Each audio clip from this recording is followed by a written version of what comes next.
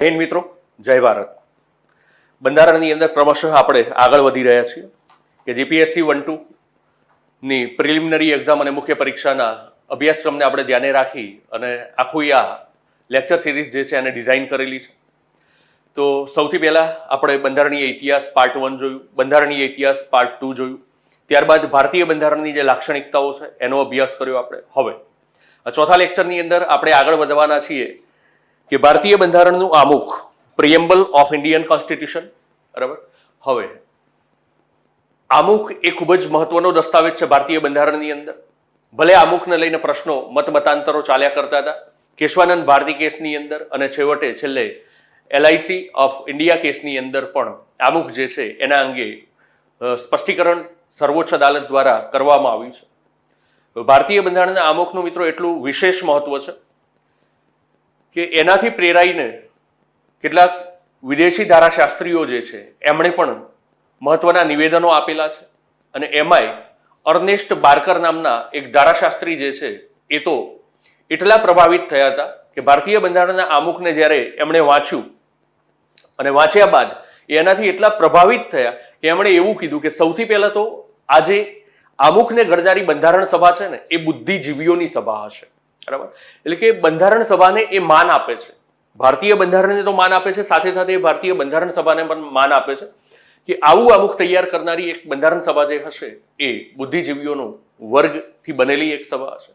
અને બીજું કે એમણે એમના પુસ્તકની અંદર, બરાબર, theory political a principle of social and political theory 1951ની અંદર એમનું જે પુસ્તક લખ્યું એની અંદર પણ આ અંગેનો એમણે ઉલ્લેખ જે કર્યો છે ને એ સૌ પ્રથમ કર્યો છે એ પુસ્તકની અંદર, કે જેની ઉપરથી ખ્યાલ આવે કે આ વ્યક્તિ જે છે એની ઉપર ભારતીય બંધારણના આમુખનો કેટલો પ્રભાવ હશે કે જ્યારે એ એક પુસ્તક લખે છે, principle of social and political theory, right, એની અંદર વિશ્વના અલગ અલગ દેશોના બંધારણની રાજકીય વ્યવસ્થાનો એને ઉલ્લેખ કર્યો છે, પણ એમાંય જો એને શરૂઆતમાં જ ભારતીય બંધારણના આમુખનો ઉલ્લેખ કર્યો હોય તો મિત્રો ગૌરવ લેવા જેવી બાબત છે આપણા માટે કે ભારતીય બંધારણનું આમુખ જે છે એ વિશ્વના અલગ અલગ દેશોના બંધારણના આમુખ કરતા કંઈક ભિન્ન છે, કંઈક અલગ છે, જેથી કરીને જ અર્નેસ્ટ બાર્કર જેવા મહાન વિદ્વાને પણ તેના પ્રત્યે એક સન્માન દર્શાવ્યું છે. રાઈટ. હવે ભારતીય બંધારણના આમુખનો જ્યારે આપણે અભ્યાસ કરીએ છીએ મિત્રો ત્યારે સૌથી પહેલા એ પ્રશ્ન આવે કે આમુખ એટલે શું. રાઈટ. તો એને જ આપણે સમજીશું કે ભાઈ આમુખ જે છે એ ઉમેરવામાં આવ્યું પણ ભારતીય બંધારણની અંદર. રાઈટ. ભારતીય બંધારણનું આમુખ તૈયાર થયું અને પછી એને ભારતીય સંવિધાનનો ભાગ પણ સ્વીકારવામાં આવે છે. રાઈટ. તો આમુખ એટલે શું? તો કોઈ પણ પુસ્તક હોય એની અંદર આપણે જો જોઈએ તો એ પુસ્તક હોય, ગ્રંથ હોય, તો એનો જે સાર હોય ટૂંકમાં કે આખા એ પુસ્તકની અંદર શું છે એનો જો દર્પણ હોય તો એ એની પ્રસ્તાવના હોય છે મિત્રો. રાઈટ. તો સેમ ભારતીય બંધારણનું આમુખ પણ શું છે? તો ભારતીય બંધારણનું આમુખ એ બંધારણની ભૂમિકા છે, બંધારણની ભૂમિકા છે, અને એ ભારતીય બંધારણ જે છે એનો ટૂંકો સાર છે મિત્રો, ટૂંકો સાર છે. આમુખ જે છે એ ભારતીય બંધારણની પૂર્વ ભૂમિકા રજૂ કરે છે કે ભારતનું બંધારણ કેવું છે, રાષ્ટ્રની પ્રકૃતિ કેવી છે, બંધારણના સ્ત્રોત શું છે, શક્તિના સ્ત્રોત શું છે, સરકારના ઉદ્દેશ શું છે, અને આ સંવિધાન જે છે એ કેવા પ્રકારની રાજ્ય વ્યવસ્થાને સ્થાપિત કરવા માંગે છે. આ તમામ બાબતોનો ખ્યાલ ક્યાંથી આવે? તો એના આ ટૂંકા સાર ઉપરથી આવે, એટલે કે આમુખ ઉપરથી આવે. રાઈટ. માટે જ તો મહાન વિદ્વાન અને ભારતના ધારાશાસ્ત્રી કે જે લેન્ડમાર્ક કેસીસ છે સુપ્રીમ કોર્ટની અંદર જે બંધારણના સંદર્ભે આપણે જોઈએ, બરાબર, તો કેશવાનંદ ભારતી કેસ હોય, ત્યારબાદ ગોલકનાથ કેસ હોય, તો આ બધા જે લેન્ડમાર્ક કેસીસ જે છે ને એની અંદર જે વકીલ તરીકે હતા એ એને પાલખીવાલા. તો એને પાલખીવાલા જે છે એમણે માટે જ તો કીધું છે કે ભારતીય બંધારણનું આમુખ જે છે ને એ શું છે? તો આઈડેન્ટિટી કાર્ડ છે, ઓળખપત્ર છે. રાઈટ. તો આમુખ જે છે એ સમગ્ર બંધારણનો ટૂંકો એક ચિતાર છે. બરાબર. કોઈ પણ પુસ્તકની અંદર આપણે જોઈએ પ્રસ્તાવના હોય, એ પ્રસ્તાવના પુસ્તક શું છે એના વિશેનો એક ટૂંકો ચિતાર આપે છે. બસ એ જ રીતે ભારતીય બંધારણનું આમુખ પણ એક ટૂંકો ચિતાર આપે છે, એનો ટૂંકો સાર રજૂ કરે છે કે સરકાર શું છે, સરકારના ઉદ્દેશો શું છે, રાષ્ટ્રની પ્રકૃતિ શું છે, રાઈટ, શાસનનું માળખું કેવું છે. તો આ બધી એ બાબતોનો ટૂંકો સાર માટે જ તો એને પાલખીવાળા, ધ્યાનમાં રાખજો મિત્રો કે એન એ પાલખીવાળા, નાનુભાઈ એ પાલખીવાળા, તો એને પાલખીવાળાએ આને બંધારણનું પરિચય પત્ર કીધું છે, રાઈટ. અને બીજી બાબત કે અર્નેસ્ટ બાર્કર પણ, એને પણ ધ્યાનમાં રાખજો કે કયા મહાન વિદ્વાન છે, ધારાશાસ્ત્રી છે અર્નેસ્ટ બાર્કર, કે જેમણે જે ભારતીય બંધારણના આમુખથી ખૂબ પ્રભાવિત થયા અને એમણે બંધારણ સભાને બુદ્ધિજીવીઓની સભા કીધી. અને એમના પુસ્તકની અંદર, પુસ્તક પણ ધ્યાનમાં રાખજો મિત્રો કે principles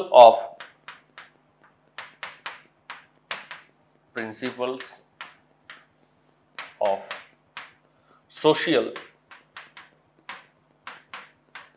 and political theory, right. આ પુસ્તક 1951 ની અંદર લખાયું હતું મિત્રો. બરાબર, વર્ષ યાદ નહીં રાખો તો ચાલશે, પણ ખાલી આટલી બાબતોને તમે ધ્યાનમાં રાખજો. હવે વાત કરીએ આગળ કે આજે ભારતીય બંધારણનું આમુખ તૈયાર જે થયું હતું એ બંધારણ સભાની અંદર કોના દ્વારા અને ક્યારે રજૂ કરવામાં આવ્યું હતું, રાઈટ. તો બંધારણ સભાની અંદર આમુખને ઉદ્દેશ પ્રસ્તાવ તરીકે રજૂ કરવામાં આવ્યું હતું મિત્રો. ઓબ્જેક્ટિવ રેઝોલ્યુશન, ઉદ્દેશ પ્રસ્તાવ. કે ઉદ્દેશ પ્રસ્તાવ શું છે? ભારતીય બંધારણ જે છે એ ઘડાશે તો ભારતીય બંધારણ કેવું ઘડાશે, તો એનો ઉદ્દેશ જે છે એ પ્રસ્તાવ સ્વરૂપે રજૂ કરવામાં આવે તો, ઓબ્જેક્ટિવ સ્વરૂપે રજૂ કરવામાં આવે તો, right. Main objective of constitutional assembly, ભારતીય બંધારણ સભાનો ઉદ્દેશ જે છે એ બંધારણ તૈયાર કરવાનો છે અને આ બંધારણ જે છે એ કેવી રાજ્ય વ્યવસ્થાને સ્થાપિત કરશે, કેવું બંધારણ તૈયાર કરશે, એનો જે ઉદ્દેશ રજૂ કરવામાં આવ્યો પ્રસ્તાવ સ્વરૂપે એ 13 ડિસેમ્બર 1946 ના રોજ બંધારણ સભાની ત્રીજી બેઠકની અંદર, પ્રથમ બેઠક 9 ડિસેમ્બર, બીજી બેઠક 11 ડિસેમ્બર અને ત્રીજી બેઠક 13 ડિસેમ્બર 1946 ના રોજ પંડિત જવાહરલાલ નહેરુ જે છે એમના દ્વારા, પંડિત નહેરુ દ્વારા આ ઉદ્દેશ પ્રસ્તાવ જે છે એને રજૂ કરવામાં. ઉદ્દેશ પ્રસ્તાવ તૈયાર કરવામાં નહેરુની સાથે સાથે બંધારણીય સલાહકાર કે જેમની નિયુક્તિ થઈ ગઈ છે 11 ડિસેમ્બર 1946 ના રોજ એવા બેનિગલ નરસિંહ રાવ એટલે કે BN રાવ જે છે એમણે નહેરુજીની સાથે સાથે ઉદ્દેશ પ્રસ્તાવ તૈયાર કરવામાં ભૂમિકા ભજવી હતી. હવે આ જે ઉદ્દેશ પ્રસ્તાવ જે છે એ જ આગળ જતા ભારતીય બંધારણનું શું બની જાય છે? આમુખ બની જાય છે. માટે આને કેટલાક લોકો જે છે ને એ ઉદ્દેશિકા તરીકે પણ સંબોધે છે કે ભારતીય બંધારણના આમુખને ઉદ્દેશિકા તરીકે પણ ઓળખવામાં આવે છે. કેમ કે 13 ડિસેમ્બર 1946 ના રોજ રજૂ કરવામાં આવેલ બંધારણ સભાની અંદર રજૂ કરવામાં આવેલ ઉદ્દેશ પ્રસ્તાવ એ 22મી જાન્યુઆરી 1947 ના રોજ, આને પણ ધ્યાનમાં રાખજો કે 13 ડિસેમ્બર 1946 ના રોજ રજૂ કરવામાં આવે છે, જેને 22 જાન્યુઆરી 1947 ના રોજ બંધારણ સભા જે છે ને એ સ્વીકારે છે. કે બંધારણ સભાએ ઉદ્દેશ પ્રસ્તાવનો સ્વીકાર ક્યારે કર્યો છે? તો બંધારણ સભા ઉદ્દેશ પ્રસ્તાવનો સ્વીકાર કરે છે 22 જાન્યુઆરી 1947 ના રોજ અને અંતે છેવટે આખા સંવિધાનને સ્વીકારી લેવામાં આવે છે. બરાબર, કે આખું એ સંવિધાન જે છે એને 3 વાંચનની અંદરથી પસાર કરવામાં આવે છે અને આખરી તૃતીય વાંચન જે છે એ પૂર્ણ થાય છે. ત્યારબાદ બંધારણ સભા જે છે સંવિધાનને સ્વીકારે છે. હજુ સુધી આમુખ જે છે એને સ્વીકારાયું નથી, પણ છેલ્લે સૌથી છેલ્લે જે છે એ આમુખને સ્વીકારવામાં આવે છે. એટલે કે સમગ્ર બંધારણ જે છે એના મૂળ સ્વરૂપમાં જે હતું એ સ્વીકારાયું, ત્યારબાદ આમુખ જે છે એને બંધારણ સભા દ્વારા સ્વીકારવામાં આવે છે. અને એ જ વખતે બંધારણ સભાના અધ્યક્ષ ડોક્ટર રાજેન્દ્ર પ્રસાદ એ પોતાના વક્તવ્યની અંદર કહે છે કે આમુખ જે છે એ બંધારણનો ભાગ બનવો જોઈએ. આમુખ જે છે એ બંધારણનો ભાગ ગણાવવો જોઈએ. એટલે કે પ્રશ્ન એ છે કે આમુખ એ શું બંધારણનો ભાગ છે? આ ત્યાં આગળ પૂર્ણ ચર્ચાઓ એની ઉપર થઈ હતી. બંધારણ સભાએ એની ઉપર પૂર્ણ ચર્ચાઓ પણ કરી હતી અને બંધારણને એક આમુખના ભાગ તરીકે જ સ્વીકાર્યું હતું. પણ ક્યાંક આપણે જોઈશું કે ભાઈ બેરુવારી યુનિયનનો જ્યારે કેસ આવશે એને હું છેલ્લે લઈશ મિત્રો, પણ તે છતાં પણ અહીંયા આગળ સ્પષ્ટીકરણ એ કરી દઉં કે બેરુવારી યુનિયનના કેસની અંદર સર્વોચ્ચ અદાલત જે છે એણે આમુખ જે છે એને બંધારણનો ભાગ ન ગણ્યું, પરંતુ આગળ જતા આ ચુકાદામાં રહેલી ભૂલને સુધારી લેવામાં આવે છે કેશવાનંદ ભારતી કેસની અંદર, અને એ વખતે સ્વીકારવામાં આવે છે કે બેરુવારી કેસની અંદર નિર્ણયમાં જે ભૂલ હતી, બરાબર, કારણ કે બંધારણ સભાની ડિબેટ જો જોવામાં આવે, બરાબર, કે debates of constitutional assembly, right, તો ડિબેટ્સ ઓફ કોન્સ્ટિટ્યુશનલ એસેમ્બલીમાં ચોખ્ખું લખેલું છે કે ડોક્ટર રાજેન્દ્ર પ્રસાદ જે છે બંધારણ સભાના અધ્યક્ષ જે છે એમણે સ્પષ્ટીકરણ ત્યાં આગળ કર્યું છે, પ્રશ્ન કર્યો છે બંધારણ સભા સમક્ષ કે શું આમુખ એ બંધારણનો ભાગ છે, અને એ વખતે ઊંડાણપૂર્વકની ચર્ચાઓ થઈ અને બંધારણ સભાએ આમુખને બંધારણના ભાગ તરીકે જ સ્વીકાર્યું હતું, રાઈટ. તો આ ઉદ્દેશ પ્રસ્તાવ જે છે એ જ આગળ જતા આમુખ બને છે, માટે આને આપણે શું કહીએ છીએ? ઉદ્દેશિકા પણ કહીએ છીએ મિત્રો, રાઈટ. હવે કે આમુખના સ્ત્રોતની વાત કરીએ આપણે કે ભાઈ આ જે આપણું આમુખ છે તો એની ઉપર કોનો કોનો પ્રભાવ છે. આમુખના સ્ત્રોતની વાત કરીએ તો એની ઉપર કોનો પ્રભાવ જોવા મળે? તો બે બાબતો ખાસ ધ્યાનમાં રાખજો, અને સાથે એક ત્રીજી બાબત પણ આપણે લઈ લઈએ કે ત્રણ બાબતોને અહીંયા આગળ ધ્યાનમાં રાખવાની. કે આમુખની અંદર જે એલિમેન્ટ જે છે, બરાબર, આમુખની અંદર જે તત્વ જે છે એની ઉપર બે બાબતોનો પ્રભાવ જોવા મળે. એક ઉદ્દેશ પ્રસ્તાવ કે જે પંડિત નહેરુ દ્વારા રજૂ કરવામાં આવ્યો હતો 13 ડિસેમ્બર 1946, અને સંવિધાન સભા દ્વારા એને સ્વીકારવામાં આવ્યું હતું 22 જાન્યુઆરી 1947 ના રોજ. ત્યારબાદ આના સિવાય ભારતીય બંધારણના આમુખ પર પ્રભાવ જો આપણને જોવા મળે કે ભાઈ આવો ખ્યાલ આપણને જે આવે છે એ વિશ્વનું પ્રથમ લેખિત બંધારણ એટલે અમેરિકાનું બંધારણ, અને અમેરિકાના બંધારણમાં સૌ પ્રથમ વખત આમુખ જે છે એનો ઉલ્લેખ કરવામાં આવ્યો હતો મિત્રો. તો અમેરિકાના બંધારણના આમુખ, અમેરિકાનું બંધારણનું આમુખ,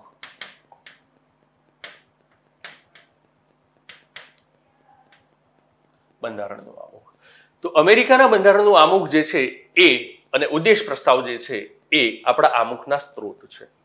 એના સિવાય કે જે ભાષા નો ઉપયોગ કરવામાં આવેલો છે, રાઈટ, તમે જુઓ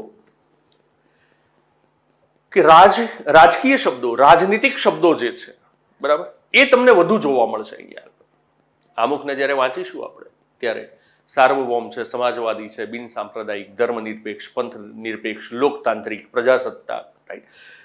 તો આ બધા શબ્દો જે છે એની ભાષા જે છે એની ઉપર પ્રભાવ જોવા મળે આપણને ઓસ્ટ્રેલિયાઈ બંધારણ, એટલે કે ઓસ્ટ્રેલિયા. તો આમ આમુખના સ્ત્રોતની જો આપણે વાત કરીએ તો આમુખના જે સ્ત્રોત છે એ મેઇનલી આપણે ત્રણ ગણી શકીએ. ભાષાના સ્ત્રોત તરીકે ઓસ્ટ્રેલિયા અને મૂળ તત્વ. તો મૂળ તત્વના સ્ત્રોત જે છે એ બે મનાય છે, એક ઉદ્દેશ પ્રસ્તાવ અને બીજું જે છે એ અમેરિકાના બંધારણનું આમુખ. બાબત સાથે ધ્યાનમાં રાખજો કે વિશ્વનો પ્રથમ દેશ કે જેને બંધારણની અંદર આમુખ નો સમાવેશ કર્યો હોય તો એ અમેરિકા જ છે, અને વિશ્વનું પ્રથમ લેખિત બંધારણ પણ અમેરિકા જ છે મિત્રો, રાઈટ. 1787ના વર્ષની અંદર ઘડવામાં આવ્યું હતું, 1789ના વર્ષની અંદર આને લાગુ કરવામાં આવ્યું હતું, રાઈટ. હવે આમુખ શું છે એ સમજી લીધું આપણે. આમુખ જે છે એની ઉપર કોનો પ્રભાવ છે એને પણ જોયું, સ્ત્રોત કોણ છે એ પણ જોયું. હવે મિત્રો આમુખનો અભ્યાસ કેમ મહત્વનો છે, જેથી કરીને વર્ગ 1-2ની પરીક્ષાની અંદર પણ અભ્યાસક્રમને આને સમાવવામાં આવે.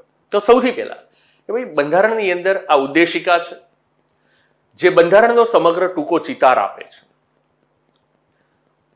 અને બીજું કે આનું વિશેષ એક મહત્વ છે, એટલે તો આને ઉમેર્યું છે, પણ સાથે સાથે આમુખના અભ્યાસ પરથી ફલિત થતી જે બાબતો છે ને એને પણ ધ્યાનમાં રાખવાની છે. કે અભ્યાસ તો આપણે કરીએ, દરેક શબ્દને આપણે સમજીશું, કે આમુખની અંદર આવરી લેવામાં આવેલા પ્રત્યેક શબ્દને આપણે સમજીશું, રાઈટ, એને વ્યાખ્યાયિત કરીશું, એને સુવ્યવસ્થિત રીતે સમજવાના પ્રયત્નો કરીશું. પણ આ આમુખનો આ રીતે અભ્યાસ કરવાથી આપણને કઈ કઈ બાબતો ખ્યાલ આવે તો ધ્યાનમાં રાખજો કે આમુખના અભ્યાસ પરથી ફલિત થતી બાબતોનો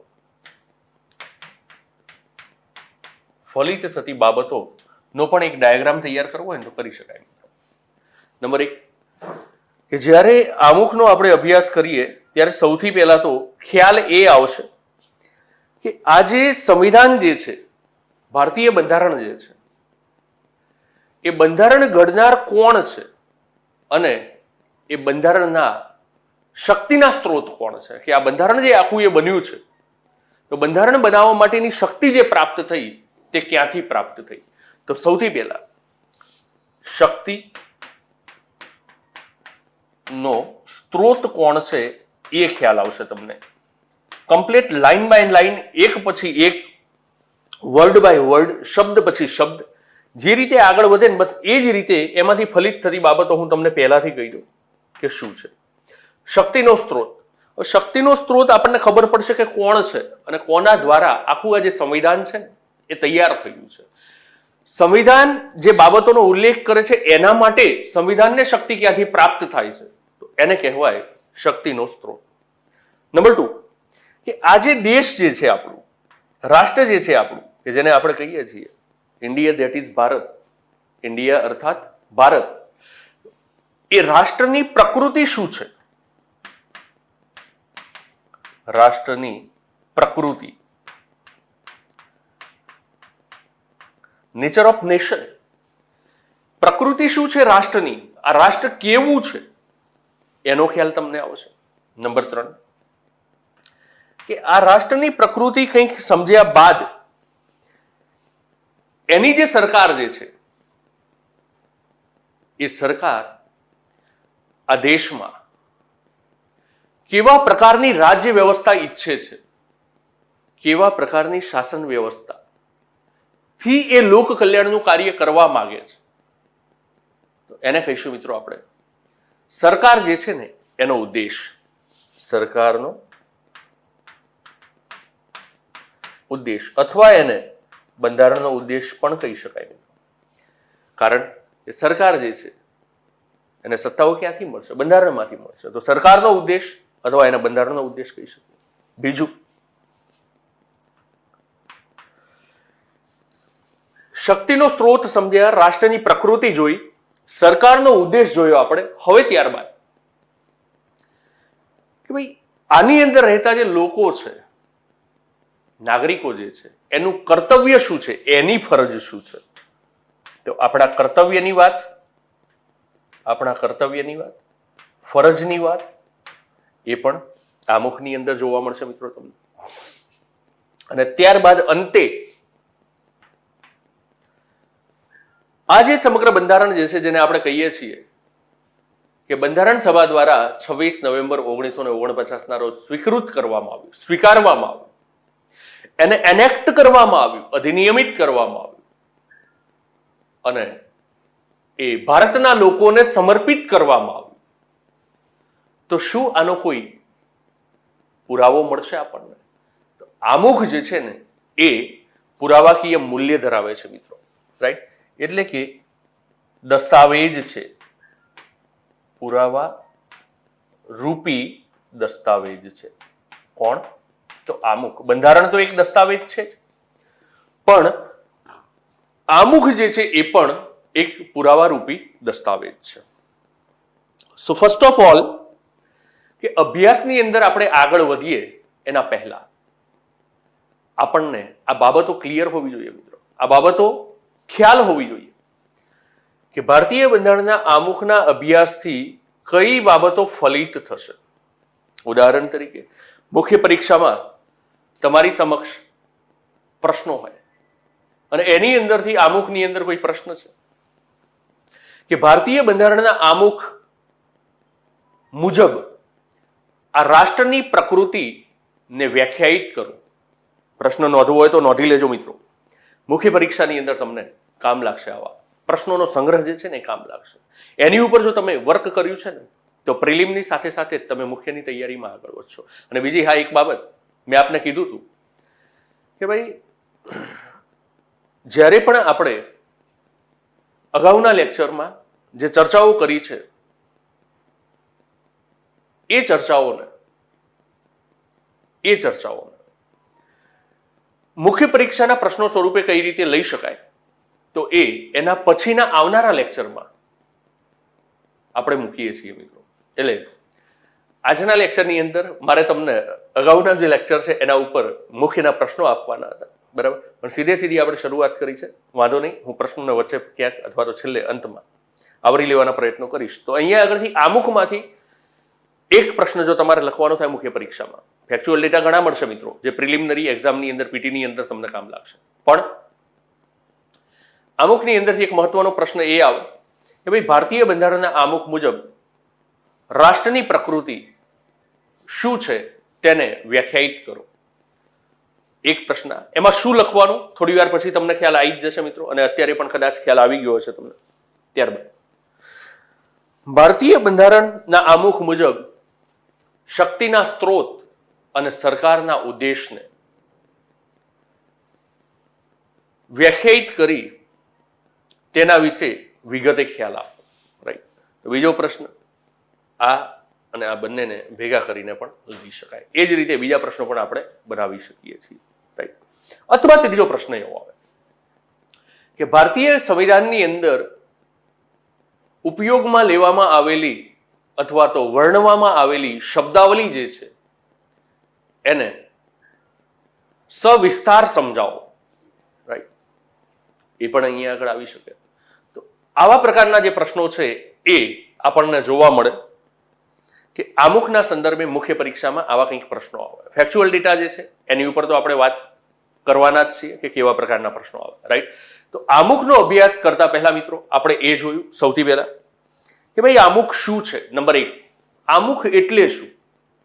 નંબર 2, ઉદ્દેશિકા તરીકે એને કેમ ઓળખવામાં આવે છે, તો એને સંવિધાન સભાની અંદર ક્યારે રજૂ કરવામાં આવ્યું, કોણે રજૂ કર્યું, ક્યારે સંવિધાન સભાએ એને સ્વીકાર્યું છે. રાઈટ. એને પાલખીવાલા જે છે એમણે શું કીધું અને અર્નેસ્ટ બાર્કરે શું કીધું એની ઉપર પણ આપણે વાત કરી. ત્યારબાદ ભારતીય સંવિધાનનું આમુખ જે છે એ આમુખના સ્ત્રોત કોણ છે એની ઉપર આપણે વાત કરી. અને છેવટે આમુખનો અભ્યાસ કરવાથી ફલિત થતી બાબતો કઈ છે એની પણ વાત કરી લીધી છે. એટલે હવે આ તમામ પૂર્વ ભૂમિકાઓ બાંધી લીધી, આપણે એને સમજી લીધા બરાબર વ્યવસ્થિત રીતે આપણે. એટલે હવે આપણે શરૂઆત કરીએ મિત્રો આમુખના અભ્યાસની કે આમુખ શું છે, આમુખના એક શબ્દ શું અર્થ આપે છે અને એના સંદર્ભે સંકળાયેલી અન્ય બાબતો કઈ છે, તો એનો ધૂમધામથી મિત્રો હવે અભ્યાસ કરીશું આપણે. મિત્રો એ જોઈએ આપણે કે સંવિધાનના આમુખની વિશેષતાની અંદર કે ભાઈ સૌથી પહેલા કે વિશ્વનું સૌથી લાંબામાં લાંબુ આમુખ જો કોઈ બંધારણનું હોય તો એ છે આપણા ભારતીય બંધારણનું આમુખ. ત્યારબાદ ભારતીય બંધારણનું આમુખ લાંબુ છે, વિસ્તૃત છે, વિશાળ છે, પણ એ એક જ વાક્યનું બનેલું છે મિત્રો. કઈ રીતે? તો અભ્યાસની અંદર આપણે જઈશું એટલે તમને ખ્યાલ આવશે. આમુખ જે છે એનું એક મહત્વ તો છે, પણ એક અલગ પણ છે કે એ અલગ કઈ રીતે છે. તો એક કે વિશ્વના બંધારણના આમુખને જોવામાં આવે તો એમાં ભારતીય બંધારણનું આમુખ જે છે સૌથી વિશાળ છે, સૌથી મોટું છે. રાઈટ. અને બીજું કે એ એક જ વાક્યનું બનેલું છે. આમુખ જે છે આપણું એ એક જ વાક્યનું બનેલું છે. હવે જોઈએ એ એક વાક્યનું કઈ રીતનું છે. હું બોલીશ એટલે આપને ખ્યાલ આવશે. તો ભારતીય બંધારણના આમુખના શબ્દો શું છે એને આપણે જોઈશું.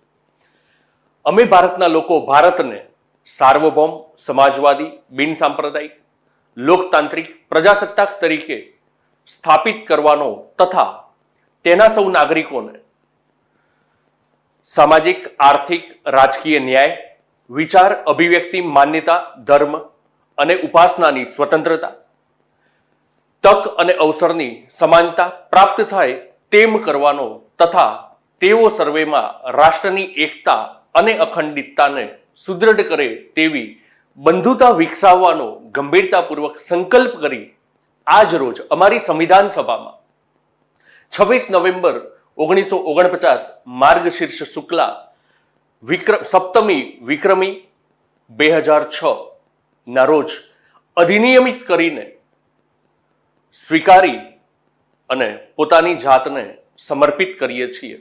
તો ભારતીય બંધારણનું આમુખ જે છે એ કંઈક આ રીતે છે, જ્યાં આગળ તમે જોયું હશે કે શરૂઆતથી અંત સુધી કોઈ પણ જગ્યાએ આપણને પૂર્ણ વિરામ નથી જોવા મળતું કે વી ધ પીપલ ઓફ ઇન્ડિયા, અમે ભારતના લોકોથી જ્યારે શરૂઆત થાય અને છેલ્લે એ પોતાની જાતને પોતાને સમર્પિત કરીએ છીએ ત્યારે આ આમુખ જે છે ને એ મિત્રો પૂર્ણ થાય છે.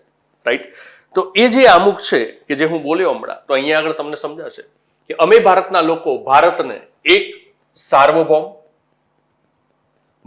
સાર્વભૌમ, સમાજવાદી, ધર્મનિરપેક્ષ, લોકતાંત્રિક પ્રજાસત્તાક તરીકે સંસ્થાપિત કરવાનો તથા તેના સૌ નાગરિકોને ન્યાય છે. પહેલા તો ન્યાય, કેટલા પ્રકારના ન્યાયની વાત છે? 3 પ્રકારના ન્યાયની વાત છે.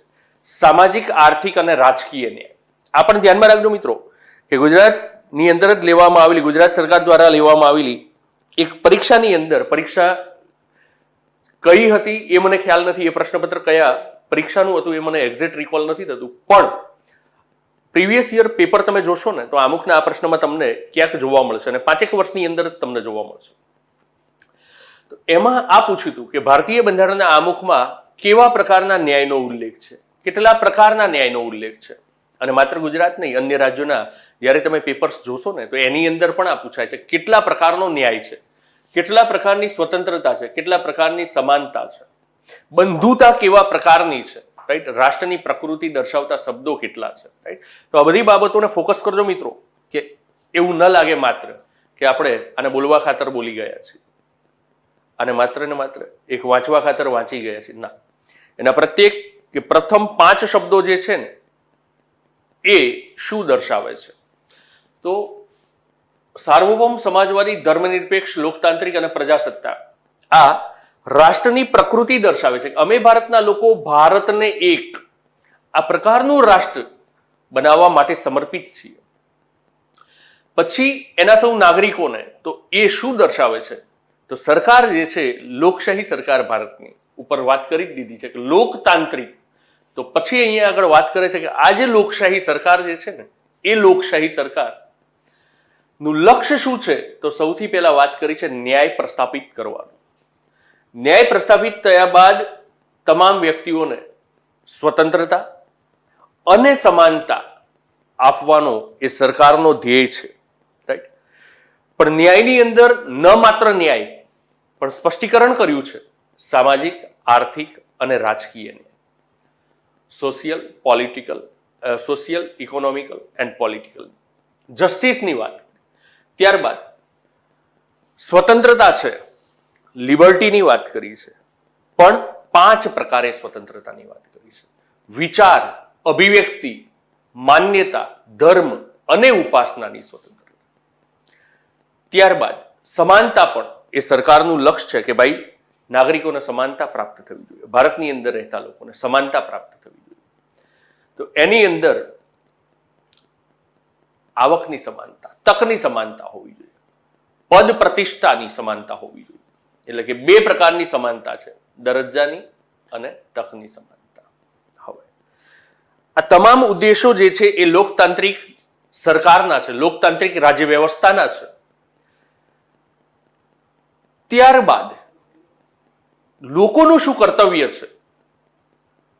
તો એ કર્તવ્યનું પ્રતિપાદન આમુખની અંદર જ થાય છે મિત્રો, કે લોકોનું કર્તવ્ય એ છે બંધુતા વિકસાવવી. બરાબર? Fraternity, development of fraternity, but not only the word fraternity.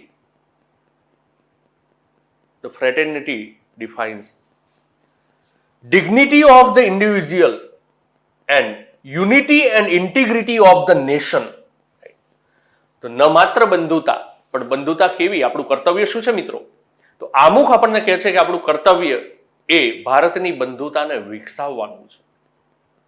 અને સંવિધાનની અંદર એટલા જ માટે 42મા બંધારણીય સુધારા 1976 ના માધ્યમથી આને ચરિતાર્થ કરવા માટે ભાગ 4A જે છે ને એને ઉમેરવામાં આવ્યો અને એની અંદર 10 ફરજો હતી. જે તે સમયે અત્યારે 11 ફરજો છે મિત્રો.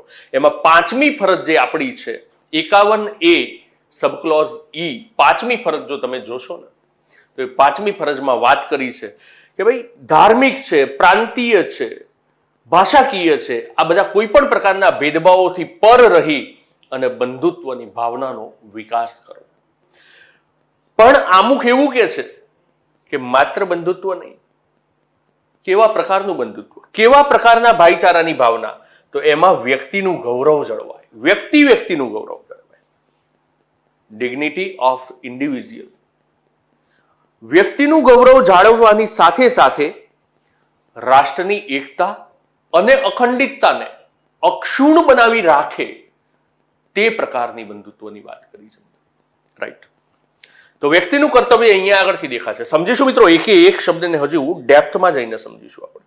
પણ જે હું અમુકના શબ્દો બોલ્યો છું અને એના પહેલા મેં કીધું છે કે અમુકના અભ્યાસ ઉપરથી ફલિત થતી બાબતો કઈ છે, તો એ બાબતો પ્રથમ અહીંયાથી અમે ભારતના લોકો, અને બીજું છેલ્લે જોજો અમારી સંવિધાન સભામાં, અને ત્યારબાદ અધિનિયમિત કરી અમને પોતાને અર્પિત, આત્માર્પિત કરીએ છીએ, અમને પોતાને અર્પિત કરીએ છીએ. તો સૌથી પહેલા મેં તમને કીધું હતું કે શક્તિનો સ્ત્રોત શું છે, તો શક્તિનો સ્ત્રોત આ વી ધ પીપલ ઓફ ઇન્ડિયા, શરૂઆતનું વાક્ય જે છે ને એના વાક્યાંશ જે છે અમે ભારતના લોકો, અને છેલ્લા વાક્યમાં જોઈએ આપણે, એટલે કે વાક્ય એક જ છે પણ છેલ્લા ખંડની અંદર જો જોવામાં આવે તો અમારી સંવિધાન સભા, અમે ભારતના લોકો, ત્યારબાદ અમારી સંવિધાન સભા, અવર કોન્સ્ટિટ્યુશનલ એસેમ્બલી, અને ત્યારબાદ અમને પોતાને અર્પિત, એટલે કે આત્માર્પિત કરીએ છીએ. તો આ સંવિધાનના જે સ્ત્રોત છે એ કોણ છે, તો વી ધ પીપલ ઓફ ઇન્ડિયા, એટલે કે ભારતીય સંવિધાનની અંદર જે સત્તાનો સ્ત્રોત જે છે એ ભારતના લોકો છે.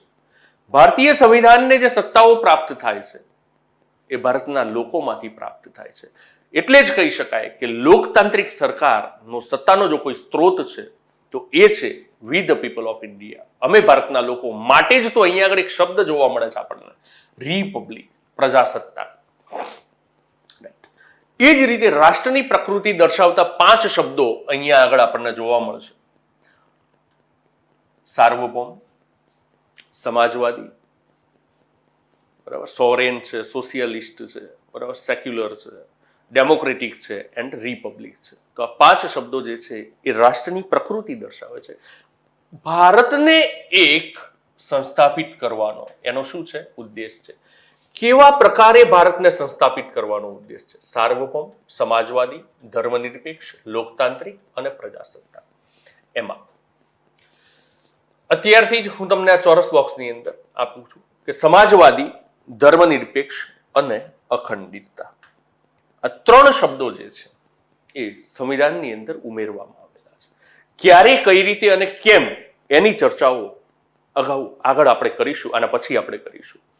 તો રાષ્ટ્રની પ્રકૃતિ અહીંયા આગળથી, ત્યારબાદ ન્યાય, સ્વતંત્રતા અને સમાનતા, આ 3 બાબતો જે છે ને એ ધ્યેય છે. શું છે? ધ્યેય છે. સરકારનું જે ધ્યેય છે એ છે, સંવિધાનનું ધ્યેય છે એ છે, લક્ષ્ય જે છે એ આ છે કે ન્યાય, સ્વતંત્રતા અને સમાનતા. ન્યાય કેટલા પ્રકારે? 3 પ્રકારના ન્યાયનો ઉલ્લેખ છે. સમાનતા 2 પ્રકારની સમાનતાનો ઉલ્લેખ છે, અને સ્વતંત્રતા તો 5 પ્રકારની સ્વતંત્રતા. પણ એની અંદર પણ મિત્રો ખાસ ધ્યાનમાં રાખજો એનો ક્રમ, બરાબર, કે ભાઈ ન્યાય છે, પછી છે સ્વતંત્રતા અને પછી છે સમાનતા. ત્યારબાદ વ્યક્તિનું કર્તવ્ય શું છે, તો વ્યક્તિનું કર્તવ્ય આ વાક્યાંશની અંદર આપણને જોવા મળશે કે ભાઈ બંધુત્વનો વિકાસ કરવો, વ્યક્તિનું ગૌરવ, રાષ્ટ્રની એકતા, અને છેલ્લે કે જે રીતે આપણે વાત કરી કે સંવિધાન જે છે એને અપનાવવામાં આવ્યું, સંવિધાનને સ્વીકારવામાં આવ્યું. તો આ સંવિધાન અપનાવ્યું છે ક્યારે? 26 નવેમ્બર 1949. અધિનિયમિત ક્યારે કર્યું છે? તો તો આ જ દિવસે એને અધિનિયમિત પણ કર્યું છે અને આત્માર્પિત કર્યું છે ભારતના લોકોને, એટલે કે ભારતના લોકોએ આત્માર્પિત કર્યું છે, રાઈટ. તો એનું પુરાવાકીય દસ્તાવેજ કે આ જ તારીખ છે, તો એ પણ ક્યાંથી ખ્યાલ આવે છે આપણને? તો સંવિધાનના આમુખમાંથી જ આપણને ખ્યાલ આવે છે, રાઈટ. હવે મિત્રો આગળ વધીએ આપણે કે પ્રત્યેક શબ્દ ઉપર આપણે વાત કરવાની છે કે અમે ભારતના લોકો, કે ભાઈ સત્તાનો સ્ત્રોત કોણ? તો અમે ભારતના લોકો, વી ધ પીપલ ઓફ ઇન્ડિયા, અમે ભારતના લોકો, બરાબર. બીજો શબ્દ છે અહીંયા આગળ અમારી સંવિધાન સભા, સંવિધાન સભા. એના બાદનો શબ્દ છે અમે સ્વીકારી અથવા અંગીકૃત કરીએ. અને શું કરીએ છીએ? પોતાની જાતને અર્પિત, એટલે કે આત્માર્પિત કરીએ છીએ, રાઈટ. તો પ્રથમ જે શબ્દ અને અંતના વાક્યાંશના જે શબ્દો છે એ દર્શાવે છે કે આ સમગ્ર બંધારણ સભા જે છે ને, બંધારણ સભા એ કોના દ્વારા બનેલી છે? તો એ બનેલી છે પીપલ ઓફ ઇન્ડિયા, એટલે કે ભારતના લોકો દ્વારા બનેલી છે. આ સંવિધાન સભામાં બાહ્ય કોઈ હસ્તક્ષેપ જોવા મળતો નથી. એનો ઉલ્લેખ પણ અહીંયા આગળથી જોવા મળે છે કે વી ધ પીપલ ઓફ ઇન્ડિયા. અને બીજું કે આ જે સંવિધાન જે છે એમાં અમારી સંવિધાન સભા, એટલે કે આ સંવિધાન સભા જે બની છે એ પણ કોણે બનાવી છે? તો ભારતના લોકોએ સંવિધાન સભાને બનાવી છે, કે ન કોઈ બાહ્ય પરિબળો. જ્યારે આપણે બંધારણીય ઇતિહાસની વાત કરી છે મિત્રો, ત્યારે વાત કરીએ આપણે 1940 નો ઓગસ્ટ પ્રસ્તાવ કે જેના માધ્યમથી સૌ પ્રથમ વખત બંધારણ સભાની માગણીનો સ્વીકાર કરવામાં આવ્યો. કેબિનેટ મિશન ભારતની અંદર બંધારણ સભાનું ગઠન કઈ રીતે કરવું એનું કાર્ય કરવા માટે આવે છે. યોજના નિષ્ફળ રહે છે, પણ ધ્યાનમાં રાખો કે અહીંયા આગળ આ જે સંવિધાન સભા છે, બંધારણ સભા જે છે એ કેબિનેટ મિશન દ્વારા બની નથી, વિદેશીઓ દ્વારા બની નથી, બ્રિટિશર્સ દ્વારા બની નથી. આમુખ એ કહે છે કે આ અમારી સંવિધાન સભા, એટલે કે ભારતના લોકોની સંવિધાન સભા, કે જેનું ગઠન પણ કોણે કર્યું છે? ભારતના લોકોએ જ કરેલું છે, રાઈટ. એટલે સમપ્રમાણ પ્રતિનિધિત્વના સિદ્ધાંતના આધારે 10 લાખ વ્યક્તિએ એક પ્રતિનિધિત્વની જોગવાઈ કરવામાં આવી અને 38 કરોડની જનસંખ્યા ઉપર 389 સભ્યો જે છે સંવિધાન સભાની અંદર ચૂંટી કાઢવાની જોગવાઈ હતી અને ચૂંટાઈ આવે છે. પણ આપણે અગાઉ જે ચર્ચાઓ કરી છે એ મુજબ બંધારણ સભા આખરી 284 સભ્યો સાથે છેલ્લી બેઠકની અંદર મળે છે, રાઈટ. આને સ્વીકાર્યું છે કોણે? આ બંધારણને અંગીકૃત કર્યું છે કોણે? આ બંધારણને સ્વીકાર્યું છે કોણે? એનો ખ્યાલ પણ આપણને આમુખ પરથી મળે છે કે એને પણ અમે ભારતના લોકો, એટલે કે અમે સ્વીકારીએ છીએ, અમે આને અંગીકૃત કરીએ છીએ, રાઈટ. ત્યારબાદ ભારતના લોકોને જ આ સંવિધાન જે છે એ અર્પિત કરવામાં આવ્યું છે, કે આ જે સંવિધાન છે એ ભારતના લોકોએ ઘડ્યું છે. ભારતના લોકો દ્વારા આ સંવિધાન સભાનું ગઠન કરવામાં આવ્યું છે. ભારતના લોકો દ્વારા જ આ સંવિધાનને સ્વીકારવામાં આવ્યું છે અને આ જે સંવિધાન છે એ ભારતના લોકોને જ સમર્પિત થાય છે, રાઈટ. અર્થાત કેન્દ્રમાં કોણ? તો મેઇન કેન્દ્રમાં સત્તા સ્થાને જો કોઈ છે તો એ કોણ છે? ભારતના લોકો છે, વી ધ પીપલ ઓફ ઇન્ડિયા છે, રાઈટ. અહીંયા આગળ સત્તાનો સ્ત્રોત જે સંવિધાનમાં જે છે એ કોણ છે? ભારતના લોકો છે. ત્યારબાદ રાષ્ટ્રની પ્રકૃતિની જ્યારે વાત કરીએ છીએ આપણે, તો રાષ્ટ્રની પ્રકૃતિમાં 5 શબ્દો જે આપણા છે. સૌથી પહેલા એબ્સોલ્યુટ સોરેનિટી, સંપૂર્ણ પ્રભુ સંપન્ન રાષ્ટ્ર, જેને આપણે સાર્વભૌમ સત્તા કહીએ છીએ. તો પહેલો શબ્દ જે આપણો છે એ સાર્વભૌમ છે મિત્રો. સાર્વભૌમત્વ, સાર્વભૌમ, સોવરેન સ્ટેટ કોને કહેવાય મિત્રો? તો બહુ સામાન્ય ખ્યાલ છે. કે કોઈ પણ સત્તા કે શાસન વ્યવસ્થા જેની ઉપર ના તો કોઈ બાહ્ય સત્તા નું હસ્તાંતરણ હોય અથવા તો બાહ્ય સત્તા જે છે એના અધિકારો સ્થાપિત થતા હોય અથવા આંતરિક કોઈ શાસન કે સત્તા હોય કે જેનો હસ્તક્ષેપ એ શાસન વ્યવસ્થાની અંદર જોવા મળતો હોય તો એને સાર્વભૌમ ન કહી શકાય.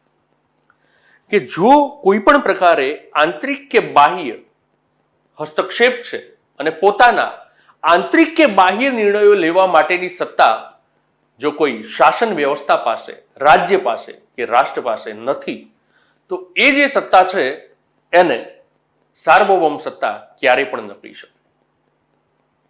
એટલે કે સાર્વભૌમત્વની અંદર અનિવાર્ય તત્વો એ છે કે સંપૂર્ણપણે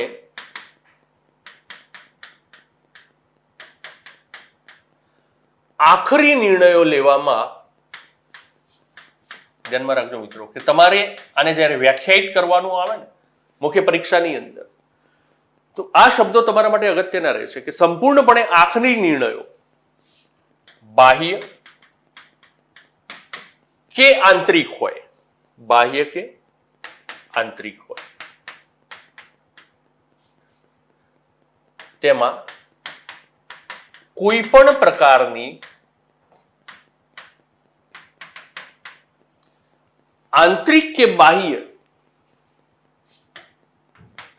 આંતરિક કે બાહ્ય સત્તાનો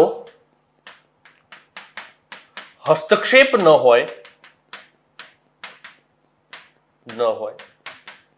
અને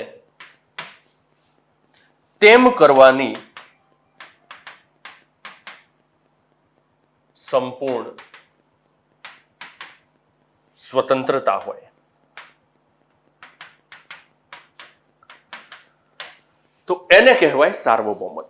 ધ્યાનમાં રાખજો મિત્રો કે આને જો વ્યાખ્યાયિત કરવું છે કે સાર્વભૌમત્વ શું છે, સોવરેન સ્ટેટ શું છે, સોવરેનિટી શું છે, તો સંપૂર્ણપણે આખરી નિર્ણયો ચાહે એ બાહ્ય હોય, એ રાષ્ટ્રના સંદર્ભે હોવા જોઈએ કે જે તે રાષ્ટ્રના સંદર્ભે એના નિર્ણયો જે લેવાના છે એ ચાહે બાહ્ય હોય કે આંતરિક હોય, એમાં કોઈ પણ પ્રકારનું આંતરિક કે બાહ્ય સત્તાનો, એના સિવાયની કોઈ અન્ય સત્તાનો હસ્તક્ષેપ ન હોય અને એ નિર્ણયો લેવા માટેની સંપૂર્ણ સ્વતંત્રતા જો પ્રાપ્ત થતી હોય તો એ રાષ્ટ્રને શું કહેવાય? સાર્વભૌમ રાષ્ટ્ર કહેવાય.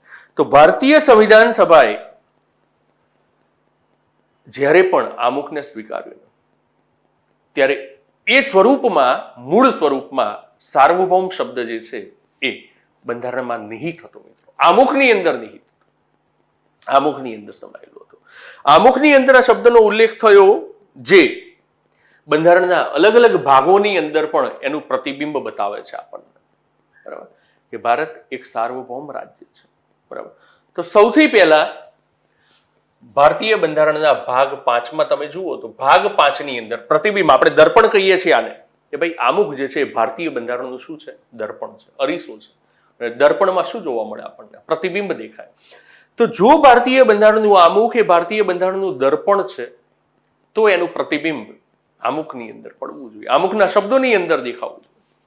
તો સાર્વભૌમ શબ્દ જે આપણને જોવા મળે તો લોકતાંત્રિક સરકાર જે છે ભારતની અંદર, લોકશાહી સરકાર જે છે, ચાહે સંઘના માળખાની હોય, રાજ્યના માળખાની હોય કે સ્થાનિક સ્વરાજ્યની સરકાર હોય, એ શું કરી શકે છે?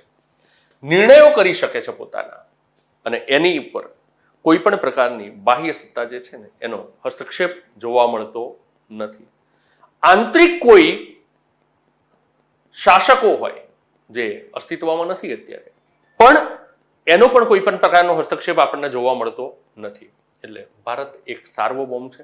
એનું પ્રતિબિંબ ભાગ 5, ભાગ 6, ભાગ 9, 9A એ તમને જોવા મળશે ત્યાં આગળ, રાઈટ. અને કેન્દ્ર રાજ્યના સંબંધોની અંદર પણ તમે જુઓ તો સાર્વભૌમત્વ જે છે એનું પ્રતિબિંબ તમને દેખાશે, રાઈટ. તો સાર્વભૌમત્વ શું છે એને આપણે વ્યાખ્યાયિત કર્યું. હવે આંતરિક અને બાહ્યની જ્યારે વાત કરી છે તો એ પણ હું તમને કહી દઉં કે ભાઈ આંતરિકમાં કઈ કઈ બાબતો અને બાહ્યની અંદર કઈ કઈ બાબતો સાર્વભૌમત્વની અંદર? તો આંતરિક 4 બાબતો મુખ્યત્વે, બરાબર. કોઈ પણ પ્રકારની સામાજિક નિર્ણયો હોય, ધાર્મિક હોય, ધાર્મિક બાબતો હોય, આર્થિક હોય કે રાજકીય હોય, કોઈ પણ પ્રકારના આંતરિક બાબતો અંગેના નિર્ણયો, ચાહે એ સામાજિક છે, ચાહે એ આર્થિક છે, ચાહે એ ધાર્મિક છે, ચાહે એ રાજકીય છે, આ કોઈ પણ પ્રકારના નિર્ણયો જ્યારે ભારત સંદર્ભે લેવાના છે ત્યારે ભારત ઉપર કોઈ પણ પ્રકારનો અન્ય સત્તાનો હસ્તક્ષેપ નથી. ચાહે એ સત્તા કોઈ વિદેશી હોય, ચાહે કોઈ આંતરિક સત્તા હોય, તો ભારત ઉપર આવો કોઈ હસ્તક્ષેપ જોવા મળતો નથી. રાઈટ. તો એ આંતરિક સાર્વભૌમત્વ છે ભારતનું. હવે બાહ્ય અને આંતરિક કે ભાઈ 562 રજવાડાઓમાં જે દેશ વિભાજિત હતો, દેશની અંદર એક પ્રકારે જે તે સમયની વ્યવસ્થા હતી, તો રાષ્ટ્રના એકીકરણની જ્યારે પ્રક્રિયા હાથ ધરવામાં આવી અને ભારતના બિસ્માર્ક એવા સરદાર વલ્લભભાઈ પટેલ કે જે દેશી રાજ્યોનું એકીકરણ કરે છે અને ભારતને એક સંઘ બનાવવામાં મહત્વની ભૂમિકા ભજવે છે. તો મિત્રો, આંતરિક હસ્તક્ષેપની બાબતો જે છે એ નીકળી જાય છે અહીંયા આગળથી, પણ તે છતાં પણ કે ભાઈ કોઈ પણ પ્રકારનું આંતરિક ભારત સરકારને કે રાજ્ય સરકારને કે સ્થાનિક સ્વરાજ્યની સરકાર એના આ પ્રકારના નિર્ણયો કરવામાં હસ્તક્ષેપ જોવા મળતો નથી બાહ્ય સત્તાનો. રાઈટ. ત્યારબાદ બાહ્યની અંદર આપણે જોઈએ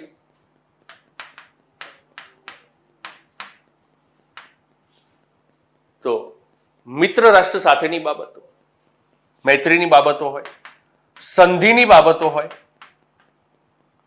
કે પછી શત્રુ અંગેની બાબતો હોય.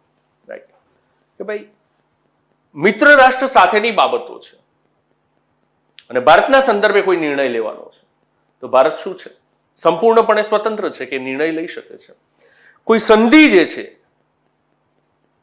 એને લાગુ કરવાની વાત છે ભારતના સંદર્ભે, અથવા તો કોઈ અન્ય દેશ સાથે સંધિ કરવાની વાત છે, એને પણ લાગુ કરવામાં, એને કરવામાં રાષ્ટ્ર જે છે સંપૂર્ણપણે સ્વતંત્ર છે. અને શત્રુ સાથેના વ્યવહારમાં પણ રાષ્ટ્ર જે છે એ પોતાના નિર્ણયો લેવામાં સ્વતંત્ર છે. ટૂંકમાં સાર્વભૌમત્વ, સાર્વભૌમ એ શું દર્શાવે છે? તો સાર્વભૌમ એ દર્શાવે છે કે હવે ભારત ઉપર કોઈ પણ પ્રકારની આંતરિક કે બાહ્ય સત્તાનો હસ્તક્ષેપ નથી. ભારત પોતાના નિર્ણયો, ભારત માટેના નિર્ણયો કરવા માટે સંપૂર્ણ સ્વતંત્ર છે, ચાહે એ આંતરિક બાબતો હોય કે પછી ચાહે બાહ્ય બાબતો હોય. રાઈટ. અને પંડિત નહેરુએ પણ કોમનવેલ્થની જ્યારે સભ્યપદ, ભારતે કોમનવેલ્થનું સભ્યપદ જ્યારે સ્વીકાર્યું હતું, બરાબર, રાષ્ટ્રસંઘનું જ્યારે સભ્ય બન્યું છે 1945માં, તો એ વખતે નહેરુએ પણ ત્યાં આગળ આનું સ્પષ્ટીકરણ કર્યું હતું કે ભાઈ રાષ્ટ્રસંઘની અંદર જોડાવાથી ભારતનું સ્વતંત્રતા કે સાર્વભૌમત્વ જોખમાતું નથી. કેમ? તો ભારત એની મરજીથી આવા સમૂહોની અંદર જોડાયું છે. કોઈ પણ રાષ્ટ્ર જ્યારે જોડાય છે ત્યારે એની ઈચ્છાથી, સંધિના માધ્યમથી એની અંદર શું થાય છે? જોડાય છે. અને એ કોઈ પણ સમયે એમાંથી બહાર નીકળવા માટે, એને છોડવા માટે સ્વતંત્ર હોય છે. તો સાર્વભૌમત્વને એ કોઈ પણ પ્રકારે અસર કરતું નથી મિત્રો. રાઈટ. તો ટૂંકમાં સાર્વભૌમત્વ જે છે એને આપણે સમજ્યા. ત્યારબાદ બીજો શબ્દ સોશિયાલિસ્ટ, સમાજવાદી. તો સમાજવાદી એક વિચારધારા છે મિત્રો, બરાબર. કે સમાજવાદ એ શું છે? તો એક વિચારધારા છે, બરાબર, વિચારધારા. સોશિયાલિસ્ટ, સમાજવાદી વિચારધારા એટલે શું? કે એવી વિચારધારા કે જે વિચારધારામાં સમાનતાના પ્રત્યેક આયામ, સમાનતાના પ્રત્યેક પરિબળ સંમિલિત છે. બરાબર. કે વિચારધારા છે પણ કેવા પ્રકારની વિચારધારા?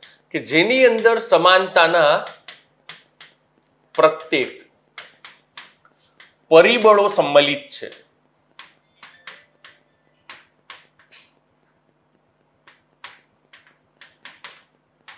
સમાયેલા છે. પ્રત્યેક પરિબળ સમાનતાના, બરાબર, ચાહે એ રાજકીય સમાનતાની વાત હોય, સામાજિક સમાનતાની વાત હોય, આર્થિક સમાનતાની વાત હોય, ધાર્મિક સમાનતાની વાત હોય, દરેક પ્રકારના પરિબળો જે છે એ સમાનતાના સમાજવાદી વિચારધારાના વિચારમાં કેન્દ્ર સ્થાને છે. એટલે કે સમાજવાદ શું છે? તો સમાજવાદ જે છે એ સંપૂર્ણપણે દેશની અંદર સમાનતા સ્થાપિત કરવાની વાત કરે છે કે દેશની અંદર રહેનારો પ્રત્યેક જે વર્ગ છે, પ્રત્યેક સમુદાય છે, એને પણ એક સમાન અધિકારો પ્રાપ્ત થવા જોઈએ, ચાહે સામાજિક હોય, ધાર્મિક હોય, રાજકીય હોય કે આર્થિક હોય. બીજું કે સંપત્તિના કેન્દ્રીયકરણની પ્રવૃત્તિઓ જે છે એને સમાજવાદી વિચારધારા રોકે છે. ગરીબો અને વંચિતોના ઉત્થાન માટે સમાજવાદી વિચારધારા જે છે એ અગ્રેસર રહે છે. જાહેર અને ખાનગી ક્ષેત્રો, બરાબર, તો એ સમાજવાદી વિચારધારાની અંદર પણ જોવા મળે છે. રાઈટ. હવે ભારતીય સમાજવાદ એ કેવા પ્રકારનો સમાજવાદ છે મિત્રો? કે સમાજવાદ એ શું છે? તો સમાજવાદ એક વિચારધારા છે, બરાબર. સમાજવાદી વિચારધારામાંથી ઊભો થયેલો એક ખ્યાલ છે સમાજવાદ, જેની અંદર શું નિહિત છે? તો ધ્યાનમાં રાખજો કે એની અંદર નિહિત છે સમાનતાના તમામ પરિબળો, સમાનતાના તમામ આયામ. નોંધ લખી શકાય, મોટો ફકરો લખી શકાય મિત્રો આની ઉપર. રાઈટ. એટલે ટૂંકમાં આ શબ્દનું અર્થઘટન પછી કરી અને આને કઈ રીતે લંબાવવું તો એ લંબાવી શકાય કે સમાનતાના પ્રત્યેક પરિબળો, કયા કયા પરિબળો? સામાજિક સમાનતા, આર્થિક સમાનતા, રાજકીય સમાનતા, ધાર્મિક સમાનતા, વિશેષ અધિકારો દ્વારા રક્ષણ, વંચિત વર્ગોનું કલ્યાણ, બરાબર, આવક અને જીવન ધોરણની સમાનતા, બરાબર, ગરીબી અને બીમારી જે છે એમાં રક્ષણ. તો આ જે છે એ બધું એ સમાજવાદી વિચારધારા અંતર્ગત આવે છે. રાઈટ. અને સમાજવાદ, તો ભારતીય સમાજવાદ એ કેવો સમાજવાદ? તો ધ્યાનમાં રાખીશું મિત્રો આપણે કે ભારતીય સમાજવાદ એ લોકતાંત્રિક સમાજવાદ છે. લોકતાંત્રિક સમાજવાદ, બરાબર. અને આ જે લોકતાંત્રિક સમાજવાદ, ભારતીય સમાજવાદને આપણે કહીએ છીએ લોકતાંત્રિક સમાજવાદ, તો એના લક્ષણો, કે આ લોકતાંત્રિક સમાજવાદના લક્ષણો કયા? મેઇનલી નંબર 1 કે ભાઈ ભારતીય સમાજવાદ એ લોકતાંત્રિક સમાજવાદ છે, તો એના મુખ્ય લક્ષણોમાં નંબર 1 સૌથી પહેલા કે એ સંપત્તિના કેન્દ્રીયકરણની પ્રવૃત્તિને રોકે છે. સંપત્તિના કેન્દ્રીયકરણની પ્રવૃત્તિને રોકે છે. પ્રાધાન્ય શેને આપે છે? શેને મહત્વ આપે છે? તો સંપત્તિના વિકેન્દ્રીકરણની પ્રવૃત્તિને મહત્વ આપે છે. અને ભારતીય બંધારણની અંદર તમે મિત્રો જોશો તો ભારતીય બંધારણના ભાગ 4માં, ભારતીય બંધારણના ભાગ 4 નીતિ નિર્દેશક તત્વો જે છે એમાં આ અંગેની જોગવાઈઓ આપેલી છે. આર્ટિકલ નંબર 38 જુઓ, આર્ટિકલ નંબર 39 જુઓ, તો મુખ્યત્વે જે છે આર્ટિકલ નંબર 38 અને આર્ટિકલ નંબર 39, તો એમાં આ બાબતો જે છે એની ઉપર ભાર મુકાયો છે. રાઈટ. તો સૌથી પહેલા કે સંપત્તિના કેન્દ્રીયકરણની પ્રવૃત્તિને રોકે છે કે કોઈ ચોક્કસ એક વર્ગ કે જે વર્ગની પાસે જ આ સંપત્તિ જે છે એ કેન્દ્રિત થયેલી હોય, મોટાભાગની સંપત્તિ જે છે એ કેન્દ્રિત થયેલી હોય, તો એને શું કરે છે? નકારે છે.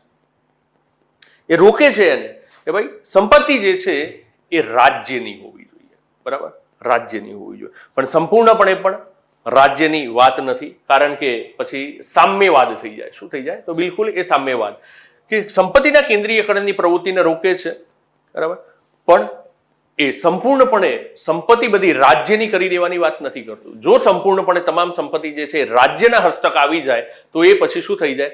સામ્યવાદી સમાજવાદ થઈ જાય. એ સામ્યવાદ બની જાય છે. રાઈટ. તો અહીંયા આગળ લોકોમાં જ સંપત્તિના અધિકારો રહેવા જોઈએ, પણ ચોક્કસ કોઈ વર્ગમાં કેન્દ્રિત થવાની જગ્યાએ એ સાધારણ જનતા સુધી પણ વિસ્તરવું જોઈએ, એની વાત કરી છે. નંબર 2,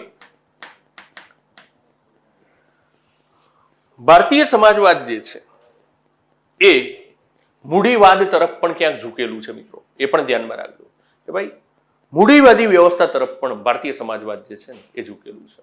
અને મૂડીવાદી વ્યવસ્થાની અંદર શું જોવા મળે? તો મૂડીવાદી વ્યવસ્થાની અંદર ઔદ્યોગિક એકમો જે છે એને પ્રાધાન્ય આપવામાં આવે છે. રાઈટ.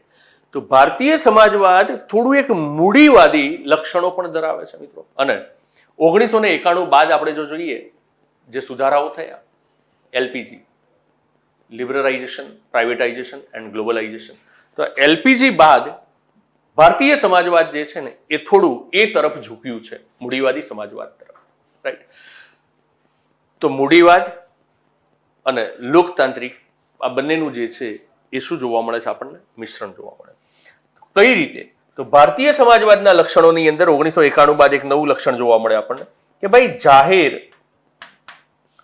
અને ખાનગી ક્ષેત્રોનું સહઅસ્તિત્વ છે દેશની અંદર. સહઅસ્તિત્વ. રાઈટ. તો જાહેર અને ખાનગી ક્ષેત્રો આ બંનેનું સહઅસ્તિત્વ જોવા મળે આપણને દેશની અંદર કે ભાઈ ઉદ્યોગની અંદર, ઔદ્યોગિક એકમોની ખાનગી પણ તમને જોવા મળશે અને સરકાર હસ્તકના એટલે કે જાહેર એકમો જે છે બરાબર એ પણ તમને ત્યાં આગળ જોવા મળે છે. તો આ બંનેનું મિશ્રણ જોવા મળે છે, સહઅસ્તિત્વ જોવા મળે છે ભારતીય સમાજવાદના લક્ષણની અંદર, લોકતાંત્રિક સમાજવાદની લક્ષણની અંદર. મૂડીવાદ તરફ થોડો ઝુકાવ છે અને એની અંદર પ્રાધાન્ય કોને અપાયેલું છે? તો એ પણ ધ્યાનમાં રાખજો કે ભાઈ જાહેર જે છે ને એને પ્રાધાન્ય અપાયેલું છે. પ્રાધાન્ય જાહેર એકમોને. સહઅસ્તિત્વ તો ખરું કે ખાનગી અને જાહેરનું સહઅસ્તિત્વ ખરું, પણ પ્રાધાન્ય જે અપાયેલું છે કોને અપાયેલું છે? જાહેરને અપાયેલું છે.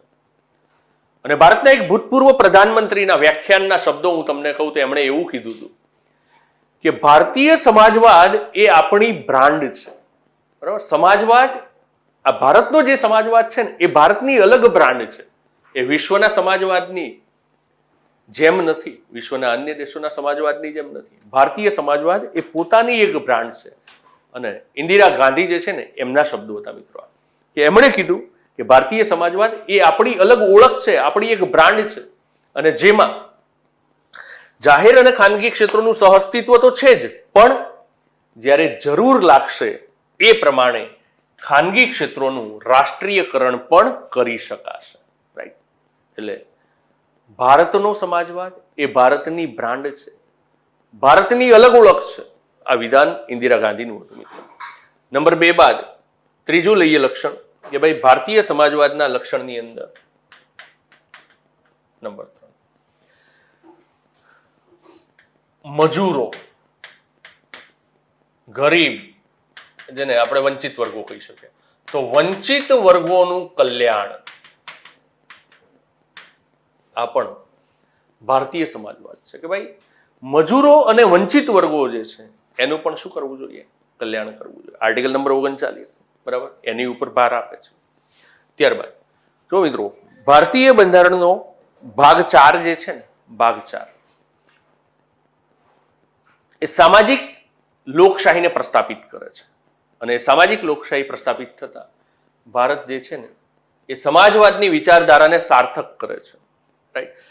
સમાજવાદી શબ્દ જે છે એ મૂળ ભારતીય બંધારણની અંદર આપણને જોવા મળતો નહોતો, પણ વર્ષ 1976 42માં બંધારણીય સુધારા કાયદા દ્વારા ભારતીય બંધારણના આમુખને સુધારવામાં આવ્યું અને એમાં જે 3 શબ્દો મૂકવામાં આવ્યા એમાં પ્રથમ શબ્દ જે છે આમુખની અંદર એ છે સમાજવાદી. કે પ્રથમ કયો શબ્દ ઉમેરાયો છે? તો એ ઉમેરાયો છે 3 સાથે, પણ પ્રથમ સ્થાને આવે છે સમાજવાદી શબ્દ. તો આ જે સમાજવાદી શબ્દ એ મૂળ ભારતીય બંધારણમાં નહોતો, પણ એ ભારતીય બંધારણની અંદર એનો ભાવ નિહિતાર્થ હતો. ભારતીય બંધારણની અંદર એનો ભાવ નિહિત થયેલો હતો. સમાજવાદી વિચારધારા જે છે એ સમાયેલી હતી ભારતીય બંધારણની અંદર, અને એ ભાગ 4 ની અંદર સમાયેલી જોવા મળે, ભાગ 3 ની અંદર આપણને સમાયેલી જોવા મળે. એટલે કરવામાં શું આવ્યું? તો જે નિહિતાર્થ હતો એને અહીંયા આગળ દર્શાવવામાં આવે છે આમુખની અંદર કે સમાજવાદી એ ભારતીય બંધારણના લક્ષણો છે, બરાબર. સમાજવાદી વ્યવસ્થા વિચારધારા એ ભારતીય બંધારણના લક્ષણો છે જે સમાયેલા છે ભાગ 3માં, ભાગ 4માં. બરાબર. તો એને ઉલ્લેખિત કરવામાં આવે છે આમુખની અંદર. ત્રીજું ઉદ્દેશ જે છે લક્ષણ જે છે લોકતાંત્રિક સમાજવાદના, એમાં મજૂરો અને વંચિત વર્ગોનું કલ્યાણ કરવું. ત્યારબાદ ચોથું મુખ્ય લક્ષણ જે છે એની અંદર આપણે જોઈએ તો જીવન ધોરણ. બરાબર. જીવન ધોરણ, આવક છે, ગરીબી છે, એ બધી એ બાબતો આની અંદર આવે. તો જીવન ધોરણ અને આવકની અસમાનતા જે છે એને ઘટાડવા માટે રાજ્ય જે છે એ શું કરશે? પ્રયત્નો કરશે. જીવન ધોરણ અને આવકની અસમાનતા અને એની વિસ્તૃતતા જે પ્રદાન કરવામાં આવી છે ને કે ભાઈ જીવન ધોરણ, વ્યક્તિના ગૌરવની વિસ્તૃતતાની વાત કરીએ, જીવન ધોરણના સંબંધોની આપણે વાત કરીએ તો ભાગ 4ની અંદર તો છે જ, પણ સાથે સાથે આર્ટિકલ 21 બહુ મોટી વ્યાપકતા પ્રદાન કરે છે મૂળભૂત અધિકારોમાં. રાઈટ. તો આપણે જોયું અત્યાર સુધી સાર્વભૌમ, સોરેનિટી અને ત્યારબાદ સોશિયાલિસ્ટ. બરાબર. સમાજવાદી. તો આ બે શબ્દોને આપણે સમજ્યા. હવે ત્રીજો શબ્દ જે છે એ ધર્મનિરપેક્ષ, પંથનિરપેક્ષ, સેક્યુલર. આ શું કહેવા માંગે છે? તો ભારતીય બંધારણની અંદર પણ જ્યારે વાત કરીએ આપણે કે મૂળ ભારતીય બંધારણ, તો એની અંદર આ શબ્દ હતો નહીં, આમુખની અંદર આ શબ્દ નહોતો. પણ આ જે ભાવ જે છે ધર્મનિરપેક્ષતાનો, પંથનિરપેક્ષતાનો, એ નિહિત થયેલો હતો ભારતીય બંધારણની અંદર. મૂળભૂત અધિકારોમાં આર્ટિકલ નંબર 25 થી લઈને 28 સુધી આપણે જો જોઈએ તો ધાર્મિક સ્વતંત્રતા છે. બરાબર. તો આની અંદર જ ધર્મનિરપેક્ષતા, પંથનિરપેક્ષતા જે છે એનો ભાવ સમાયેલો હતો. તો 42મા બંધારણીય સુધારા કાયદાના માધ્યમથી જે ભાવ નિહિતાર્થ થયેલો હતો એને અહીંયા આગળ દર્શાવવામાં આવે છે આમુખની અંદર. ધર્મનિરપેક્ષ. ધર્મનિરપેક્ષ અર્થાત, પંથનિરપેક્ષ અર્થાત, સેક્યુલર સ્ટેટ અર્થાત એ શું કહે છે કે રાજ્યનો કોઈ રાજ્ય ધર્મ નથી. રાજ્યનો કોઈ રાજ્ય ધર્મ નથી. બરાબર. રાજ્યનો કોઈ રાજ્ય ધર્મ નથી. બરાબર. એનો મતલબ એ નથી કે રાજ્ય ધર્મોને નકારે છે. જો રાજ્ય ધર્મને નકારે તો એ નાસ્તિક રાજ્ય કહેવાય મિત્રો. જો રાજ્ય કોઈ ધર્મને સ્વીકારી લે તો એ સૈદ્ધાંતિક રાજ્ય કહેવાય. પણ ભારત એક ધર્મ નિરપેક્ષ રાજ્ય છે કે રાજ્યના આશ્રય, રાજ્યના ધર્માશ્રયના મુજબ રાજ્યના 3 પ્રકાર પાડી શકાય. નાસ્તિક રાજ્ય કે જે કોઈ પણ પ્રકારના ધર્મ હોય એને નકારી કાઢે છે, એનો વિરોધ કરે છે, તો એ છે નાસ્તિક રાજ્ય. રાજ્ય કોઈ એક ધર્મને સ્વીકારી લે છે તો એ છે સૈદ્ધાંતિક રાજ્ય. અને જ્યારે રાજ્ય તમામ ધર્મો પ્રત્યે તટસ્થ રહે છે, સંભાવ દર્શાવે છે, ત્યારે એ બને છે ધર્મનિરપેક્ષ રાષ્ટ્ર, પંથનિરપેક્ષ રાષ્ટ્ર. તો રાજ્યનો કોઈ રાજ્ય ધર્મ નથી, ભારત રાજ્યનો કોઈ રાજ્ય ધર્મ નથી, એનો અર્થ એ નથી કે ભારત નાસ્તિક રાજ્ય છે. પણ એનાથી આગળ વાત કરી છે કે રાજ્યનો કોઈ રાજ્ય ધર્મ નથી, પણ સર્વ ધર્મ પ્રત્યે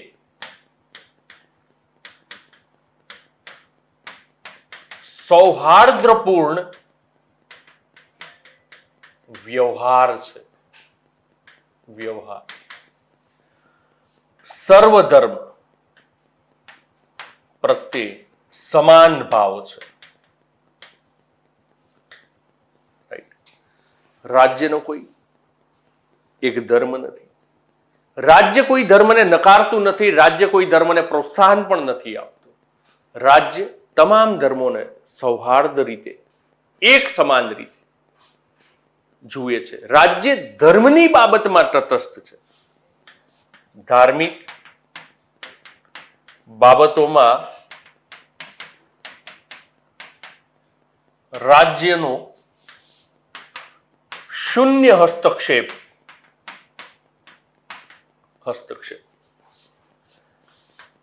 રાજ્ય ધર્મ બાબતે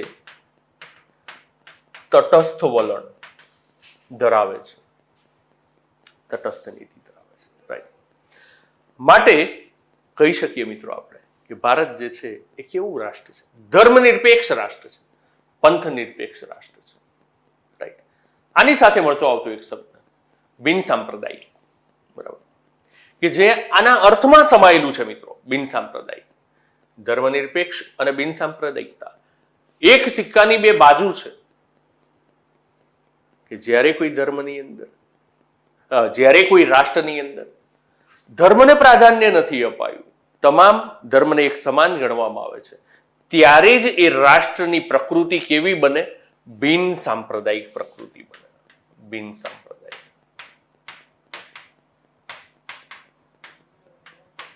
આમ બિન સાંપ્રદાયિક એ ધર્મનિરપેક્ષમાંથી ઉદ્ભવતો, તેનાથી થોડો એક વિસ્તૃત ખ્યાલ છે કે બિન સાંપ્રદાયિક સંપ્રદાય જે છે એને પણ રાજ્ય મહત્વ નથી આપતું, અને રાજ્યનો કોઈ વિશેષ સંપ્રદાય પણ નથી, રાઈટ. વિશેષ સંપ્રદાય પ્રત્યે રાજ્યનો ઝુકાવ નથી. તો ટૂંકમાં ધર્મનિરપેક્ષ, પંથનિરપેક્ષ, સેક્યુલર જે છે એ ખ્યાલ શું છે? ત્યારબાદ લોકતાંત્રિક, ડેમોક્રેટિક, બરાબર. બહુ સારી રીતે આપણે જાણીએ છીએ કે ભાઈ લોકશાહી, ડેમોક્રેસી જે છે ને એ બે ગ્રીક શબ્દોથી બને છે. એક ડેમોસ અને બીજું જે છે એ છે ક્રેશિયા. ડેમોસ અર્થાત લોકો અને ક્રેશિયા અર્થાત શાસન.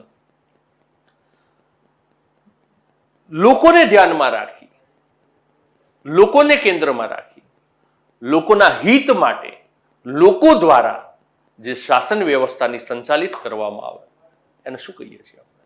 એને કહીએ છીએ લોકતાંત્રિક વ્યવસ્થા, લોકશાહી શાસન વ્યવસ્થા. અને લોકશાહી શાસન વ્યવસ્થાને આપણે જો જોઈએ ને મિત્રો, તો એ અબ્રાહમ લિંકનની જે વ્યાખ્યા છે બહુ પ્રચલિત છે મિત્રો, કે for the people, by the people and of the people. લોકોનું, લોકો વડે અને લોકો માટે ચલાવવામાં આવતું શાસન જે છે એને શું કહેવાય? લોકશાહી શાસન વ્યવસ્થા કહેવાય. હવે લોકતાંત્રિક વિચારધારાની અંદર કેન્દ્રમાં કોણ? તો લોકતાંત્રિક વિચારધારામાં કેન્દ્રમાં લોકો જ છે કે જે પોતાની સરકાર બનાવે છે, પોતાની સરકારને ચૂંટે છે, પોતાની સરકાર બનાવે છે. તે અંગેના તમામ નિર્ણયો પોતે લે છે, બરાબર. એટલે કે સરકાર બનાવશે, શાસન પણ એ જ કરશે. અને કોને લક્ષ્યમાં રાખીને શાસન કરશે? તો એ લોકોને કેન્દ્રમાં રાખીને શાસન કરશે. લોકોથી, બરાબર, લોકોનું, લોકોથી અને લોકો માટે. આ જે છે એ ડેમોક્રેટિક સિસ્ટમ છે કે જ્યાં આગળ લોકોને કેન્દ્રમાં રાખવામાં આવે છે, લોકોને ધ્યાનમાં રાખવામાં આવે છે.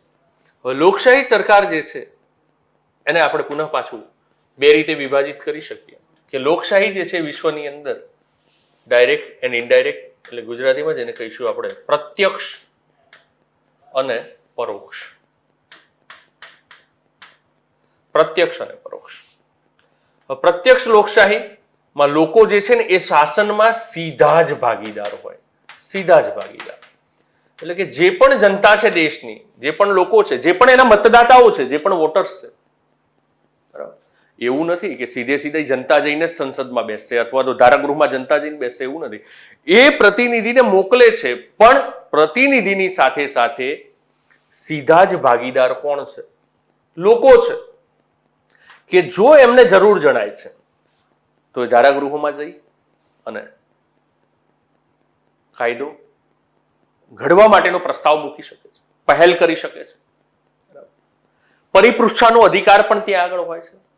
પોતાના ઉમેદવારને પાછો બોલાવવાનો, કે એના વિસ્તારમાંથી કોઈ પ્રતિનિધિને એને મોકલ્યો છે ધારાગૃહની અંદર, એમની ઈચ્છા મુજબની શાસન વ્યવસ્થા સંચાલિત કરવા માટે, ઈચ્છા મુજબની શાસન વ્યવસ્થા પહેલા તો ઊભી કરવા માટે અને એવું લાગે છે કે એની અંદર એ અસમર્થ છે, તો એને ગમે ત્યારે પણ શું કરી શકે છે? પાછો બોલાવી શકે. Right to recall.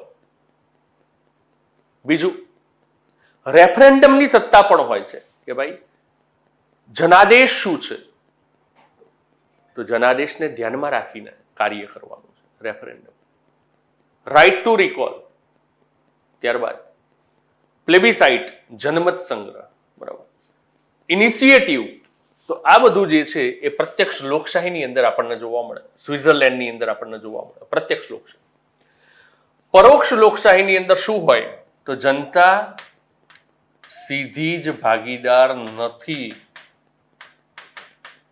અહીંયા આગળ લોકો કહે છે કે ભાઈ સીધે સીધા અમે ભાગીદાર નથી, એટલે ઇનિશિયેટિવ નહીં થાય, પ્લેબિસાઇટ નહીં હોય.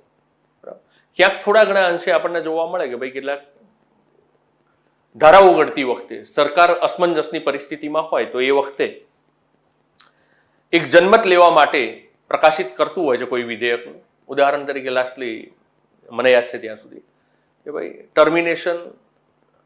Medical termination of critically ill patient bill રજૂ કરવામાં આવ્યું હતું, અને એ વખતે એક પ્લેબિસાઇટ જનમત જે છે એ માગવામાં આવ્યો હતો. બરાબર. ભારતના મોટાભાગના લોકોએ એને સમર્થન આપ્યું હતું. બરાબર. વન કાઇન્ડ ઓફ યુથેનેશિયાનું જે યુથેનેશિયા પહેલાનું જે હતું, ઈચ્છા મૃત્યુ પહેલાની વાત હતી, તો એ સમયે એક વિધેયક રજૂ થયું હતું. બરાબર. કે મેડિકલ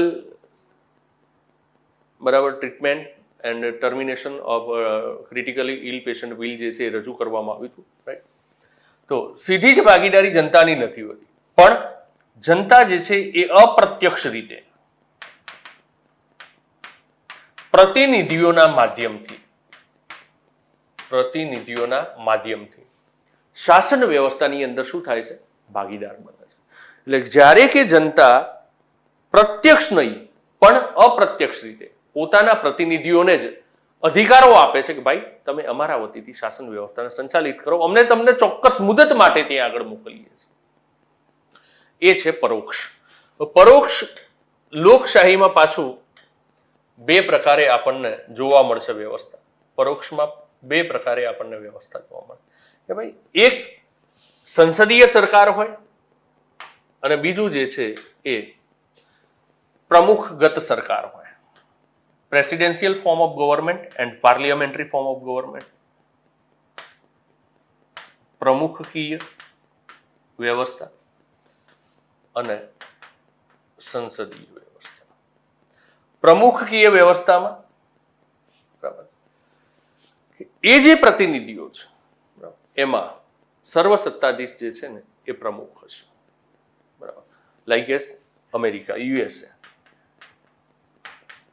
અને બીજું સંસદીય વ્યવસ્થા કે જેમાં એક મંત્રી પરિષદ હશે. બરાબર.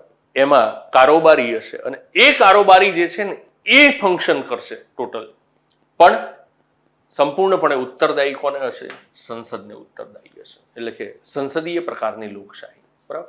જેને આપણે પ્રતિનિધિત્વ લોકશાહી પણ કહીએ છીએ. Representative democracy. Parliamentary form of government we can also say. Representative democracy, indirect democracy, representative democracy, parliamentary form of democracy. Right. So ભારતની અંદર જે જોવા મળે આપણને એ લોકશાહી ખરું, લોકતાંત્રિક વ્યવસ્થા ખરી, પણ પરોક્ષ છે. બરાબર. ત્યારબાદ પ્રજાસત્તાક, રિપબ્લિક. તો જે રીતે આમુખ ઉપરથી આપણને ખ્યાલ આવે છે કે વી ધ પીપલ ઓફ ઇન્ડિયા, અમે ભારતના લોકો, તો સ્વાભાવિકપણે આ રાજ્ય પણ કેવું હશે? તો પ્રજાસત્તાક રાજ્ય હશે. એટલે આમાં જે કારોબારીની સત્તા છે, આખરી સત્તા જે છે એ કોઈ પણ લોકશાહી રાષ્ટ્ર હોય ને, કોઈ પણ લોકશાહી રાષ્ટ્ર, તો એ બે પ્રકારની વ્યવસ્થામાં વિભાજિત હોય. કે એક રાજાશાહી ત્યાં આગળ જોવા મળે અથવા તો પ્રજાનું શાસન જોવા મળે. રાઈટ. તો રાજાશાહીની અંદર આપણે વાત કરીએ તો રાજાશાહીની અંદર હોય શું? તો કોઈક ઉત્તરાધિકારી કે જે વર્ષોથી કાળક્રમ મુજબ ચાલ્યું આવે છે એના જ વંશના ઉત્તરાધિકારીઓ દ્વારા રાષ્ટ્રની શાસન વ્યવસ્થાને ચલાવવાની આખરી સત્તા પ્રાપ્ત થતી હોય, જ્યારે બીજા પક્ષે કે ભાઈ એક જ વંશ કે કોઈ ચોક્કસ વર્ગ માંથી નહીં, પરંતુ લોકોની ઈચ્છા મુજબ લોકો જેને મોકલે છે એવો વ્યક્તિ રાષ્ટ્રની કારોબારી સત્તાનો વડો જ્યારે બનતો હોય ત્યારે એ રાષ્ટ્ર શું બને છે? તો એ બને છે પ્રજાસત્તાક, Republic state. It means democracy હોય તો સ્વાભાવિક છે મોનાર્કી ક્યાંક હોય, જેમ કે બ્રિટનની અંદર મોનાર્કી એક વંશ પરંપરાગત પદ જે છે એ જ ચાલ્યું આવે છે.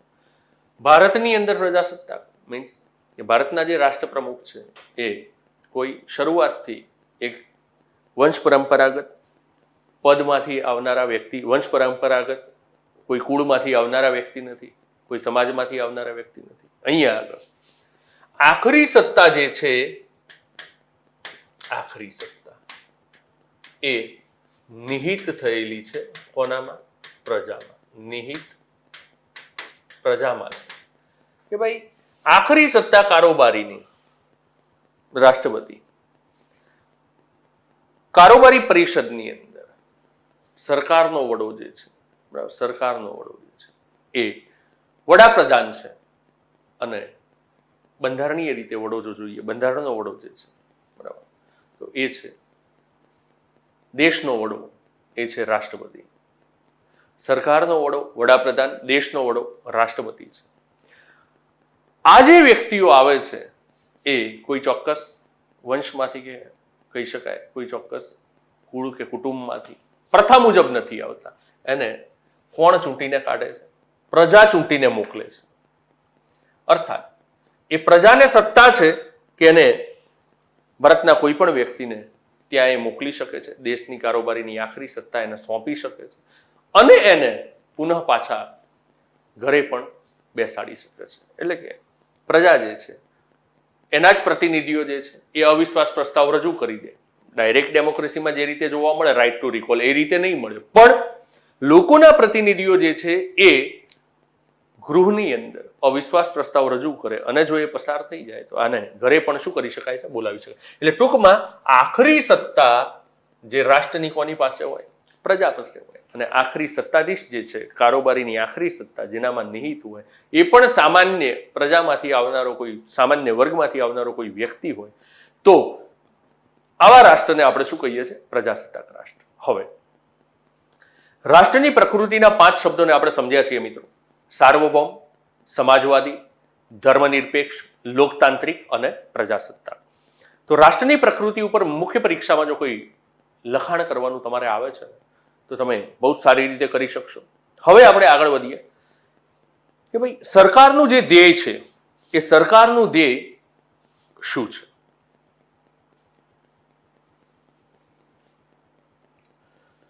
તો સરકારના ધ્યેયની વાત કરીએ મિત્રો કે સરકારનું ધ્યેય શું છે? તો સૌથી પહેલા બંધારણનું ધ્યેય શું છે? સરકારનું ધ્યેય શું છે? લોકશાહી સરકારનું ધ્યેય શું છે? લોકશાહી વ્યવસ્થાનું ધ્યેય શું છે? તો સૌથી પહેલા કીધું છે ન્યાય, એટલે કે જસ્ટિસ. પણ માત્ર ન્યાયની વાત નથી કરી મિત્રો, ધ્યાનમાં રાખજો.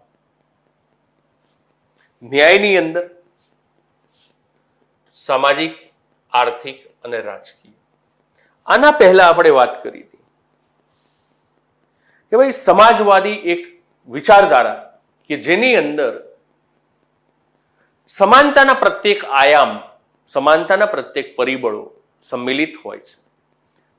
એ સમાજવાદી વિચારધારા મુજબ સામાજિક, આર્થિક અને રાજકીય સમાનતા પ્રસ્થાપિત થઈ છે કે નહીં?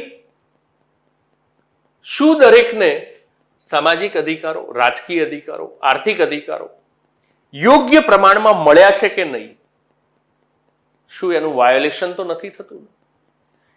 એ જ્યારે જળવાય ત્યારે એને આપણે શું કહીએ છીએ? ન્યાય કહીએ છીએ. કે ભાઈ સમાન રક્ષણ જ્યારે કોઈને આપવામાં આવે છે તો એને શું કહીએ છીએ આપણે? કે જસ્ટિસ કહીએ છીએ. એને શું કહીએ છીએ? ન્યાય કહીએ છીએ.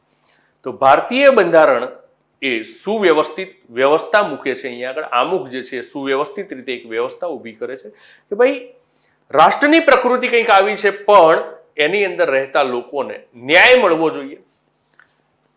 સામાજિક ન્યાય હોય, આર્થિક ન્યાય હોય અને રાજકીય ન્યાય એ મળવું. સામાજિક ન્યાયનું તાત્પર્ય મિત્રો કે ભાઈ સમાજની અંદર દરેક વ્યક્તિ જે છે એનું સમાન દરજ્જો હોવો જોઈએ, કોઈ પણ વ્યક્તિની ઉપેક્ષા ન થવી જોઈએ, વ્યક્તિનું ગૌરવ જળવાવું જોઈએ, બરાબર, ઉચ્ચ નીચના ભેદભાવો ન હોવા જોઈએ. આર્થિક ન્યાય, બરાબર, કે આવક અને સંપત્તિના સાધનો જે છે એનો દરેકને સરખો અધિકાર મળવો જોઈએ. રાજકીય ન્યાયની અંદર જાહેર નોકરીઓની અંદર કોઈ પણ પદ ઉપર પસંદગી પામવા માટે અથવા તો કોઈ પદ, જાહેર પદ છે એ પ્રાપ્ત કરવા માટે દરેકને એક સમાન અવસર મળવા જોઈએ, એમાં કોઈ પણ પ્રકારનો ભેદભાવ ન હોવો જોઈએ. અને બીજું કે દરેક માટે મતાધિકારની વ્યવસ્થા હોવી જોઈએ, પ્રતિનિધિત્વની વ્યવસ્થા હોવી જોઈએ. તો આ શું છે? સોશિયલ જસ્ટિસ, પોલિટિકલ જસ્ટિસ છે, ઇકોનોમિકલ જસ્ટિસ છે અને સોશિયલ જસ્ટિસ છે. રાઈટ. સામાજિક અને આર્થિક ન્યાય ને પ્રતિબિંબિત કરતું ભારતીય બંધારણની કેટલીક જોગવાઈઓમાં જો જોવામાં આવે ને તો ભાગ 4 ડીપીએસપી એ સામાજિક અને આર્થિક ન્યાયને પ્રસ્થાપિત કરે છે. અને ડોક્ટર BR આંબેડકરે બંધારણ સભાની અંદર 25 નવેમ્બર 1949 ના રોજ એમનું જે વ્યાખ્યાન હતું, બરાબર, ડિબેટ્સ ઓફ કોન્સ્ટિટ્યુશનલ એસેમ્બલીની અંદર મળે મિત્રો આ બધું બાબત. તો એની અંદર ડોક્ટર BR આંબેડકર પોતે એમના વક્તવ્યની અંદર, આખરી વક્તવ્ય એમનું, અને એની અંદર એમણે કીધું હતું કે જ્યાં સુધી સામાજિક ન્યાય પ્રસ્થાપિત નથી થતો ત્યાં સુધી રાજકીય ન્યાય જે છે ને એનું વિશેષ મહત્વ રહેતું નથી. રાજકીય ન્યાય આપી દેવાથી વ્યક્તિઓને સંપૂર્ણપણે ન્યાય પ્રાપ્ત થઈ ગયો છે એમ ન કહી શકાય જ્યાં સુધી એને સામાજિક ન્યાય પ્રાપ્ત નથી થતો. અને સામાજિક ન્યાય ને રાજકીય ન્યાયથી અલગ કરવામાં આવે અથવા સામાજિક અને આર્થિક ન્યાયને રાજકીય ન્યાયથી અલગ કરવામાં આવે તો ન્યાયનું કોઈ જ મહત્વ રહેતું નથી. રાઈટ. એટલે એ તમામ જે છે એને શું કરવામાં આવે? એક સાથે જોડીને ચાલવામાં આવે. માટે જ ન્યાયની અંદર, જસ્ટિસની અંદર 3 ન્યાય લખ્યા છે: સામાજિક, આર્થિક અને રાજકીય ન્યાય. Is it clear? ત્યારબાદ સામાજિક ન્યાય, ઓકે, રાજકીય ન્યાય જે છે આર્ટિકલ નંબર 325, 326, આર્ટિકલ નંબર 16, બરાબર, આર્ટિકલ નંબર 39, આ જે છે એ તમને રાજકીય ન્યાય જોવા મળશે. બરાબર. સ્ત્રી પુરુષને સમાન કામ માટે સમાન વેતન મળવું જોઈએ, તો એ બરાબર. સામાજિક ન્યાય પણ છે, આર્થિક ન્યાય પણ છે અને રાજકીય ન્યાય પણ છે. રાઈટ. ત્યારબાદ સ્વતંત્રતા, લિબર્ટી. તો અહીંયા આગળ સૌથી પહેલા લિબર્ટી ઓફ થોટની વાત કરી છે. બરાબર. વિચારવાની સ્વતંત્રતા હોવી જોઈએ.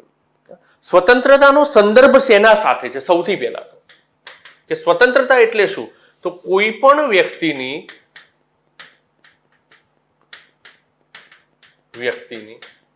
પ્રવૃત્તિઓ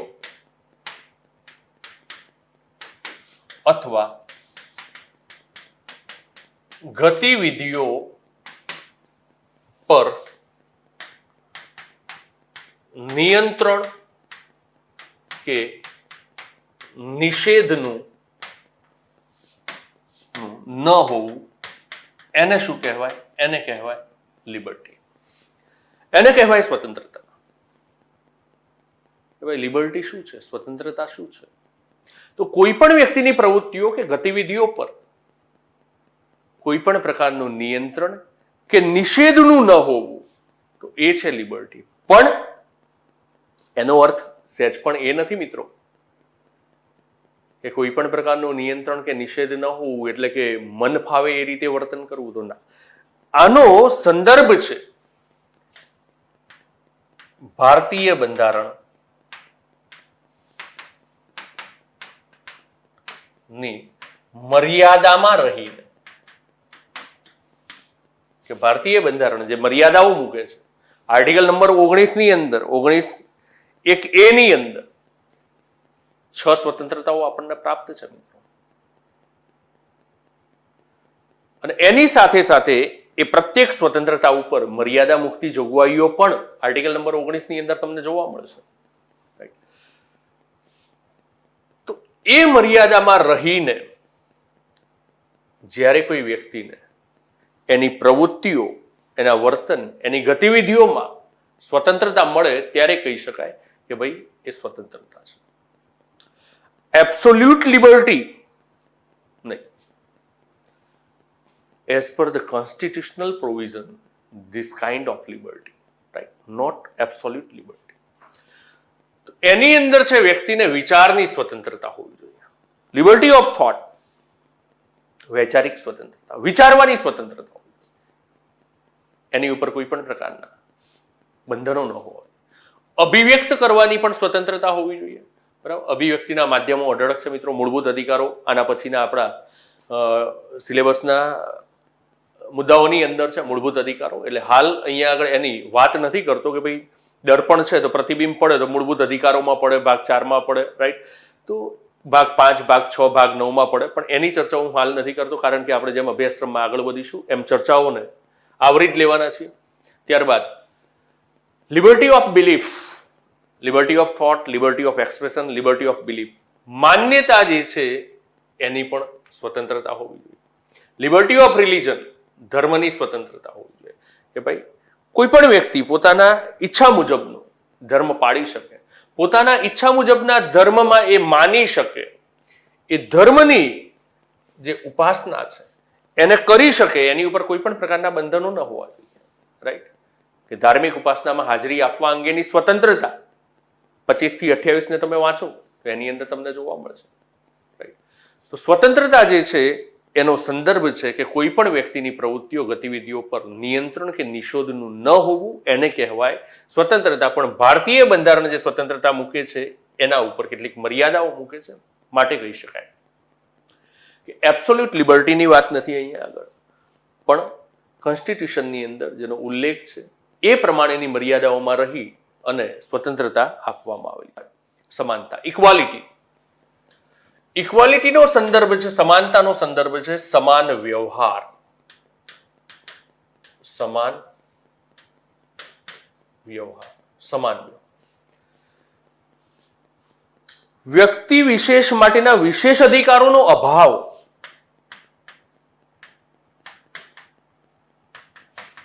વિશેષાધિકારોનો અભાવ એને કહેવાય સમાનતા. સમાન વ્યવહાર એને કહેવાય સમાનતા. વંચિતો, અનુસૂચિત જાતિ, અનુસૂચિત જનજાતિ, અન્ય પછાત વર્ગ, મહિલા ઓના હકોના રક્ષણ માટે વગેરેના હકોના રક્ષણ માટે વિશિષ્ટ જોગવાઈઓ કરવામાં આવે એને કહેવાય સમાનતા. કે ભારતીય બંધારણ ઇક્વાલિટીને કઈ રીતે ડિફાઇન કરે છે? તો ઇક્વાલિટીને ડિફાઇન કરે છે સૌથી પહેલા કે ભાઈ દરેક વ્યક્તિ પ્રત્યે સમાન વ્યવહાર.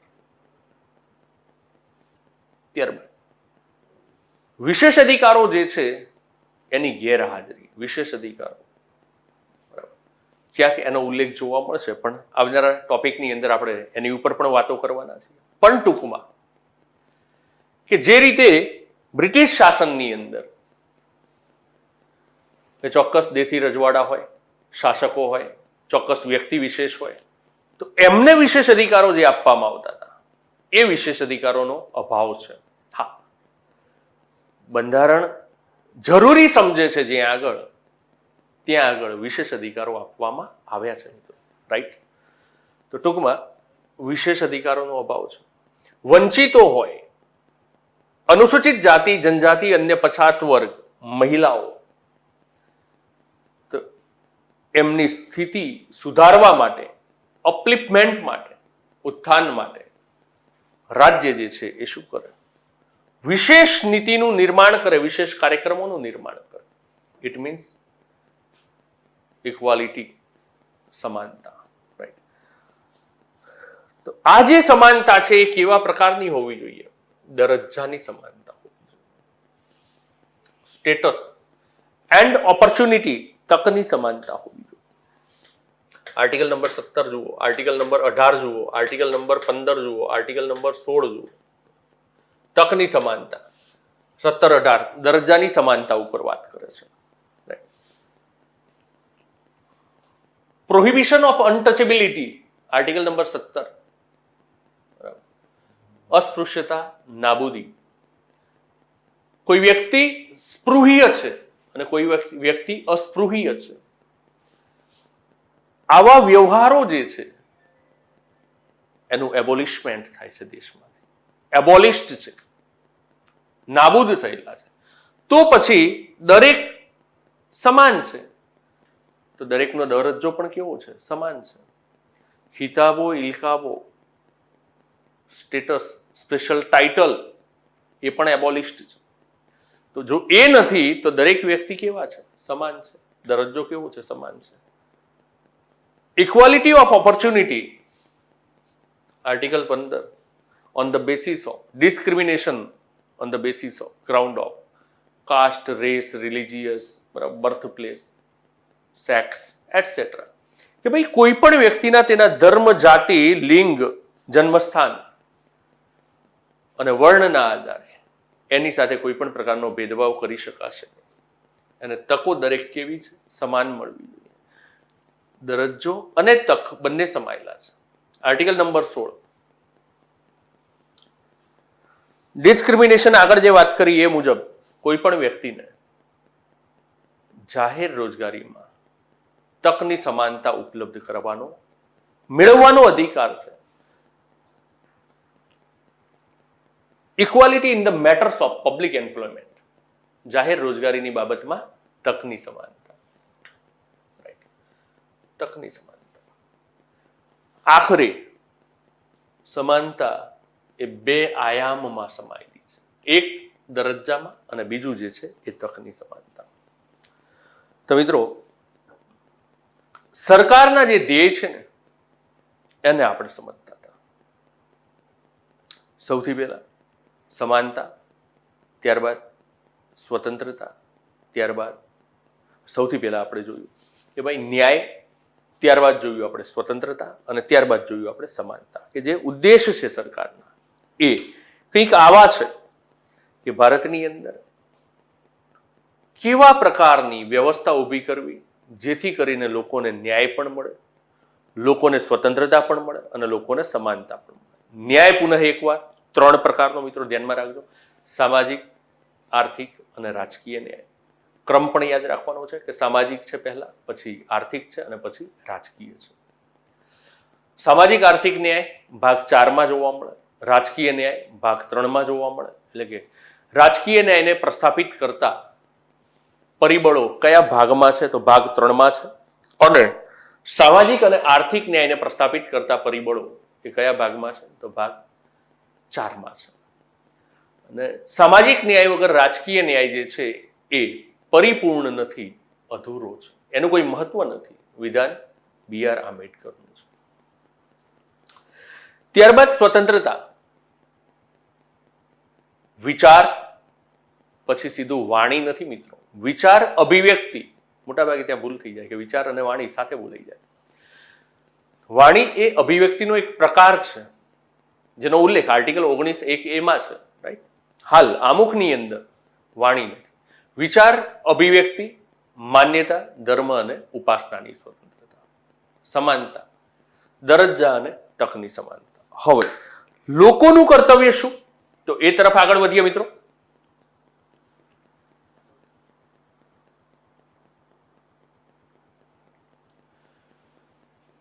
કે લોકોનું કર્તવ્ય છે સૌથી પહેલા તો બંધુતા, ફ્રેટર્નિટી.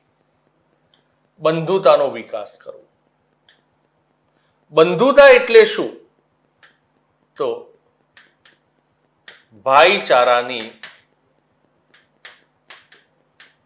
ભાવનાને પ્રોત્સાહન આપી, ભાઈચારાની ભાવનાને પ્રોત્સાહન આપી પ્રાંતીય, ભાષાકીય, પ્રાંતીય ભાષાકીય, બરાબર, ત્યારબાદ સામાજિક, ભેદભાવોથી દૂર રહી પ્રત્યેક પ્રત્યે ભાઈચારાના ભાવ ને વિકસાવવો, પ્રત્યેક પ્રત્યે બંધુત્વની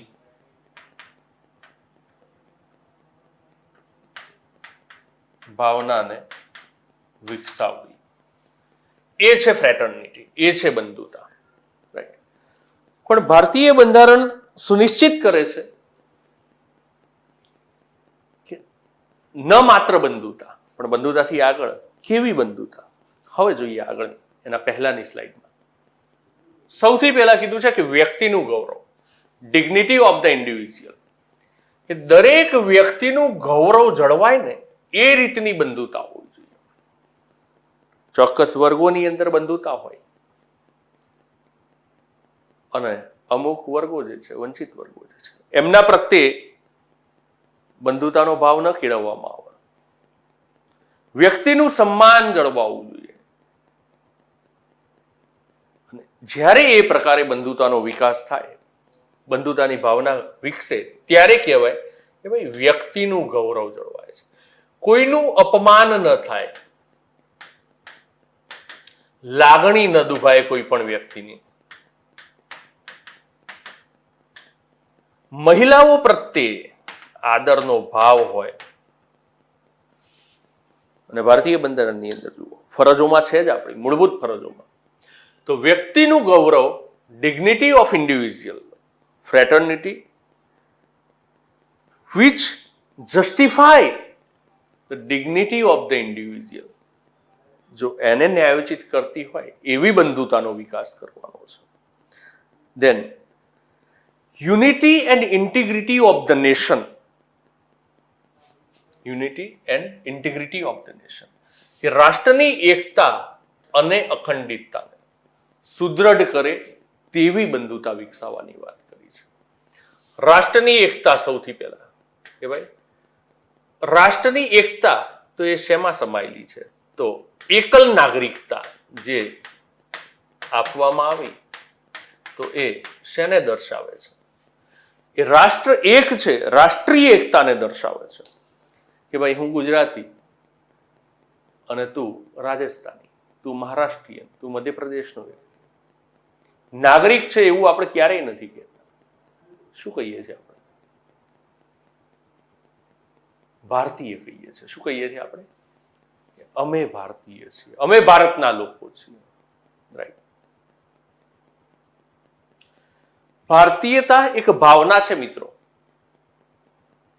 અને એ દેશ પ્રત્યે જ્યારે લાગણી હોય ને ત્યારે આપમેળે જે છે એ આ ભાવના આપમેળે વિકસે છે. રાઈટ.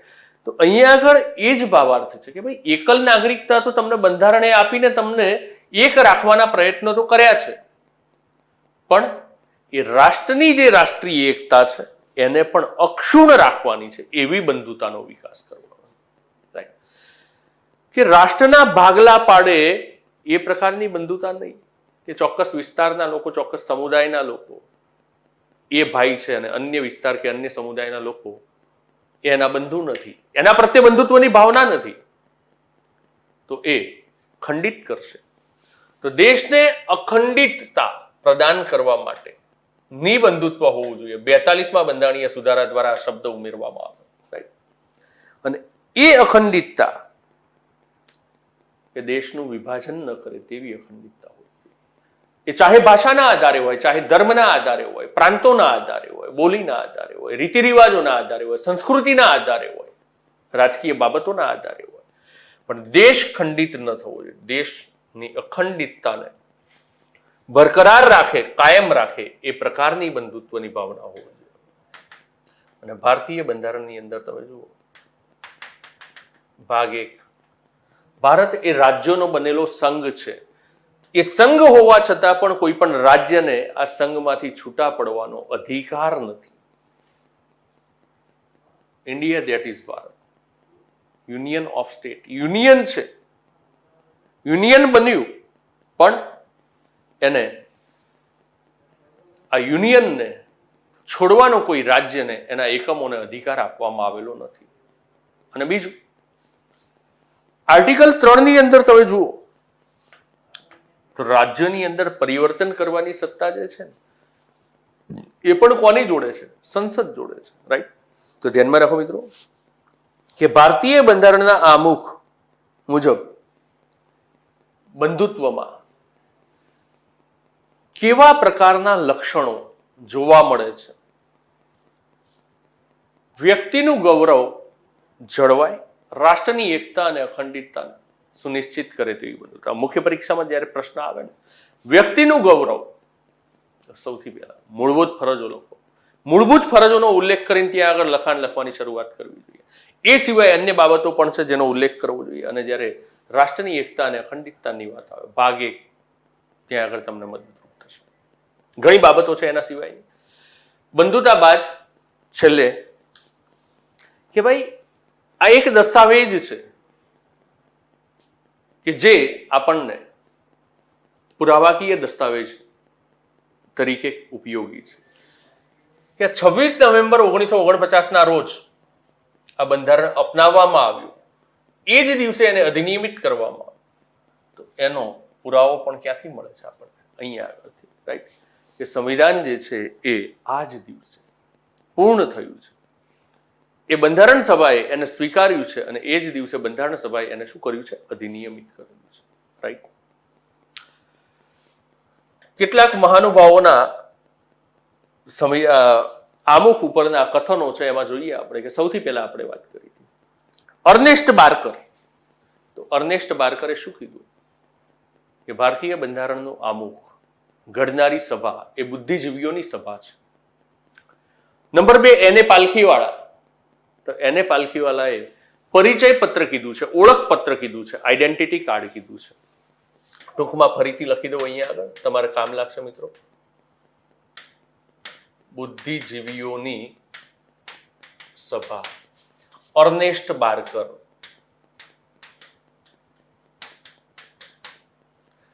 નંબર 2, બંધારણનું ઓળખપત્ર. ઓળખપત્ર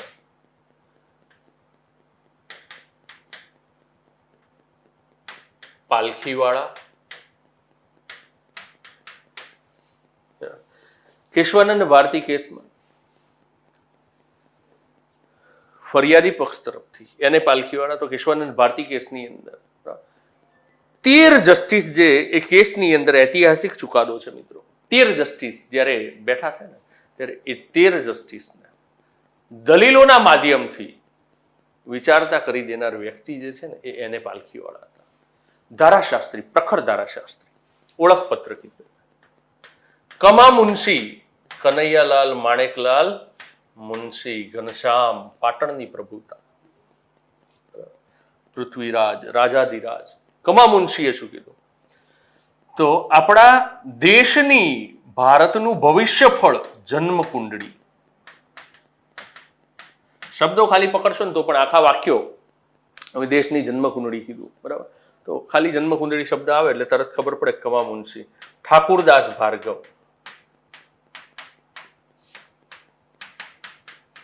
ઠાકુરદાસ ભાર્ગવ. તો ઠાકુરદાસ ભાર્ગવે આત્મા કીધો છે આને, બંધારણનો આત્મા. બંધારણનો સૌથી મહત્વનો સન્માનનીય ભાગ કીધો છે આને ઠાકુરદાસ ભાર્ગવે. બંધારણની જો ચાવી હોય, બંધારણને ખોલવાની જો કોઈ ચાવી હોય તો ઠાકુરદાસ ભાર્ગવે કીધું છે. હા, કી નોટ્સ તો અહીંયા આગળ રાખજો. ચાવી રૂપ નોંધ, Ernest Barker. Key notes. M Hidayatullah, Mohammad Hidayatullah. M Hidayatullah, chief justice of India. એમણે પણ ભારતીય બંધારણના આત્મા તરીકે ઓળખાવ્યો છે. ભારતીય બંધારણના આત્મા તરીકે ઓળખાવ્યો છે. તો કેટલાક મહાનુભાવોના, બરાબર, સંવિધાનના આમુખ પ્રત્યે જે ભાવ હતા કે જે વાક્યોના માધ્યમથી એમણે વર્ણવ્યા હતા, તો એ મહત્વના છે આપણા માટે, બરાબર. અર્નેસ્ટ બાર્કર છે, એને પાલખીવાળા છે, કમા મુનશી છે, ઠાકુરદાસ ભાર્ગવ છે, એમ હિદાયતુલ્લા છે, રાઈટ. તો આ બધાએ કંઈક આવા નિવેદનો આની ઉપર આપેલા છે. ત્યારબાદ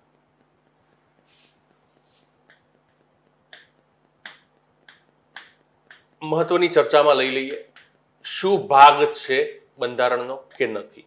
તો એની ઉપરના તમારે કેસીસ, બરાબર, યાદ રાખવાના. એમાં 2 કેસ યાદ રાખવાનો તો બહુ છે મિત્રો, બરાબર, વધુ એડિશન કરવાની જરૂર નથી, પણ 2 કેસ યાદ રાખવા જરૂરી છે. નંબર 1, સૌથી પહેલા શું ભાગ છે. તો આ પ્રશ્ન ઉપસ્થિત થયો ક્યારે? તો બેરુબારી યુનિયન એન્ડ એન્ક્લેવ્સ ટ્રાન્સફર, જે ભારત પાકિસ્તાન સંધિ થઈ એ મુજબ બેરુબારી વિસ્તાર જે છે એ પાકિસ્તાનને સંધિ મુજબ સોંપવાનો હતો.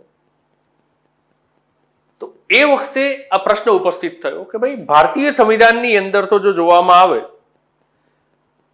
તો અધિગ્રહણની વાત કરેલી છે કે ભારત કોઈ બાહ્ય વિસ્તારને ભારતમાં સમાવવાની વાત કરેલી છે, ભારતમાંથી આપવાની તો ભારતીય સંવિધાનમાં વાત જ નથી કરી. તો આ બેરુબારી યુનિયન એન્ક્લેવ ટ્રાન્સફર 1960 એ વખતે પહેલો પ્રશ્ન ઉપસ્થિત થયો કે ભાઈ શું એ આમુખ એ ભાગ છે કે નથી. તો તમારે યાદ રાખવાનું છે કે બેરુબારી યુનિયન 1960, જેમાં સુપ્રીમ કોર્ટમાં કેમ જાય છે મિત્રો, તો ધ્યાનમાં રાખજો કે સુપ્રીમ કોર્ટની અંદર આ કેમ જાય છે મુદ્દો. તો રાષ્ટ્રપતિ જે છે એને આર્ટિકલ નંબર 143 143 મુજબ સુપ્રીમ કોર્ટની સલાહ માંગવાનો અધિકાર મળેલો છે, રાઈટ. ન્યાયિક અધિકાર છે કે સુપ્રીમ કોર્ટની એ સલાહ લઈ શકે છે કોઈ પણ મુદ્દાઓ. તો એ વખતે Berubari union and enclave transfer as per the India Pakistan treaty આપણે સોંપવાનું હતું. 10 વર્ષ થઈ ચૂક્યા હતા, સોંપ્યું નહોતું. પાકિસ્તાન માગણી કરતું હતું, આપણે બીજા પક્ષે ભારતીય સંવિધાનમાં સોંપવાની વાત નથી, બરાબર, એટલે એની ઉપર અટક્યા હતા. છેવટે રાષ્ટ્રપતિએ વિચાર અર્થે મોકલી આપી સુપ્રીમ કોર્ટને, અને એ વખતે સુપ્રીમ કોર્ટે આ મેટર જે છે ને હાથમાં લીધી અને એને બેરુબારી યુનિયન કેસ 1960 તરીકે આપણે ઓળખીએ છીએ, જેની અંદર સુપ્રીમ કોર્ટે એવું કીધું કે ભાઈ આમુખ એ બંધારણનો કોઈ ભાગ નથી, બરાબર. અને બંધારણ સભાની અંદર માત્ર ઉદ્દેશ પ્રસ્તાવ રજૂ કરવામાં આવ્યો હતો, એની ઉપર બંધારણની અસર જે છે એ અને એની ઉપર વિસ્તૃત ચર્ચાઓ જે છે એ થઈ નથી, અને બંધારણ સભાએ આમુખને ભાગ તરીકે સ્વીકારેલ નથી. એટલે ટૂંકમાં બેરુબારી યુનિયન કેસની અંદર એવું કહેવામાં આવ્યું કે આમુખ એ બંધારણનો ભાગ નથી. પણ નંબર 2, 1973 કેશવાનંદ ભારતી ઐતિહાસિક કેસ, કેશવાનંદ ભારતી કેસ. તો આ કેશવાનંદ ભારતી કેસ 1973 ની અંદર પુનઃ પાછો પ્રશ્ન ઉપસ્થિત થાય છે, અને એ વખતે સર્વોચ્ચ અદાલત જે છે એની 13 જસ્ટિસની જે ખંડપીઠ હોય છે એ 24 એપ્રિલ 1973 ના રોજ ચુકાદો આપે. 24 એપ્રિલ કેશવાનંદ ભારતી, 24 એપ્રિલ પંચાયતી રાજ દિવસ, 24 એપ્રિલ સચિન તેંડુલકરનો જન્મદિવસ.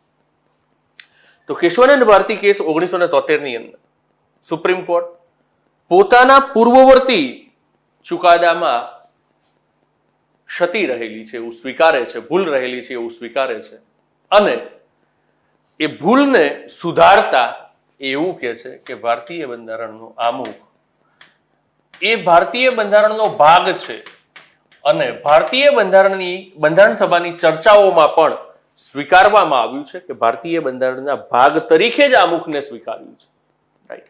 એટલે આ ભૂલને એ શું કરે છે, અહીંયા આગળ સુધારી લે છે.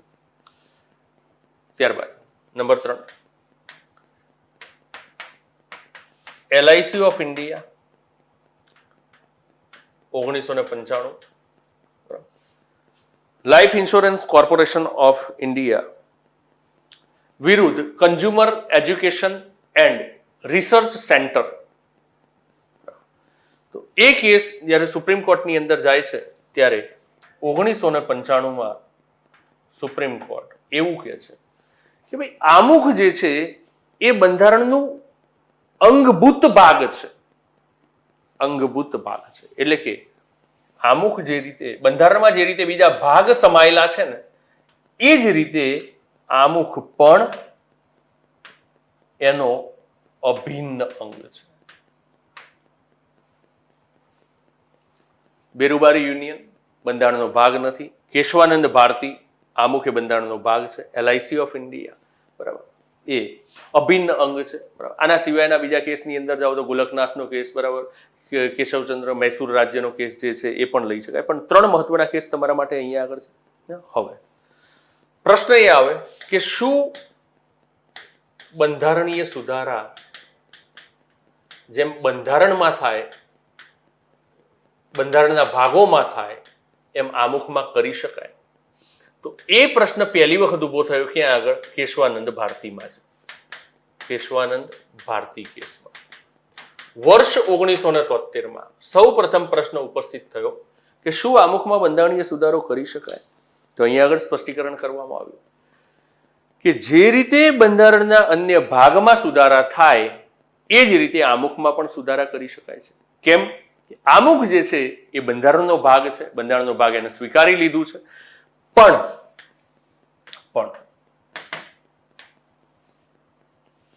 પ્રોવિઝો પણ શું મૂક્યું અહીંયા આગળ? તો પણ કે ભાઈ મૂળ ભાવ, મૂળ માળખું વ્યક્ત કરતું જે પણ જોગવાઈ હોય ને એમાં સુધારા ન કરી શકાય. બંધારણના આમુખમાં તમે સુધારા કરી શકો પણ મૂળ માળખાને અસર કરતા સુધારા કરી શકાય નહીં. બેસિક સ્ટ્રક્ચર મિત્રો આપણે સમજવાના જ છીએ. કેશવાનંદ ભારતી કેસની અંદર અનુસૂચિ 9 થી લઈને આખું એ સમજવાના આપણે પ્રયત્નો કરીશું. પણ હાલ ટૂંકમાં હું તમને એટલું કહું, આપણું જે શરીર છે ને કે જે ઘણા લોકોને પ્રશ્નો થાય કે ભાઈ બેસિક સ્ટ્રક્ચરમાં શું આવે?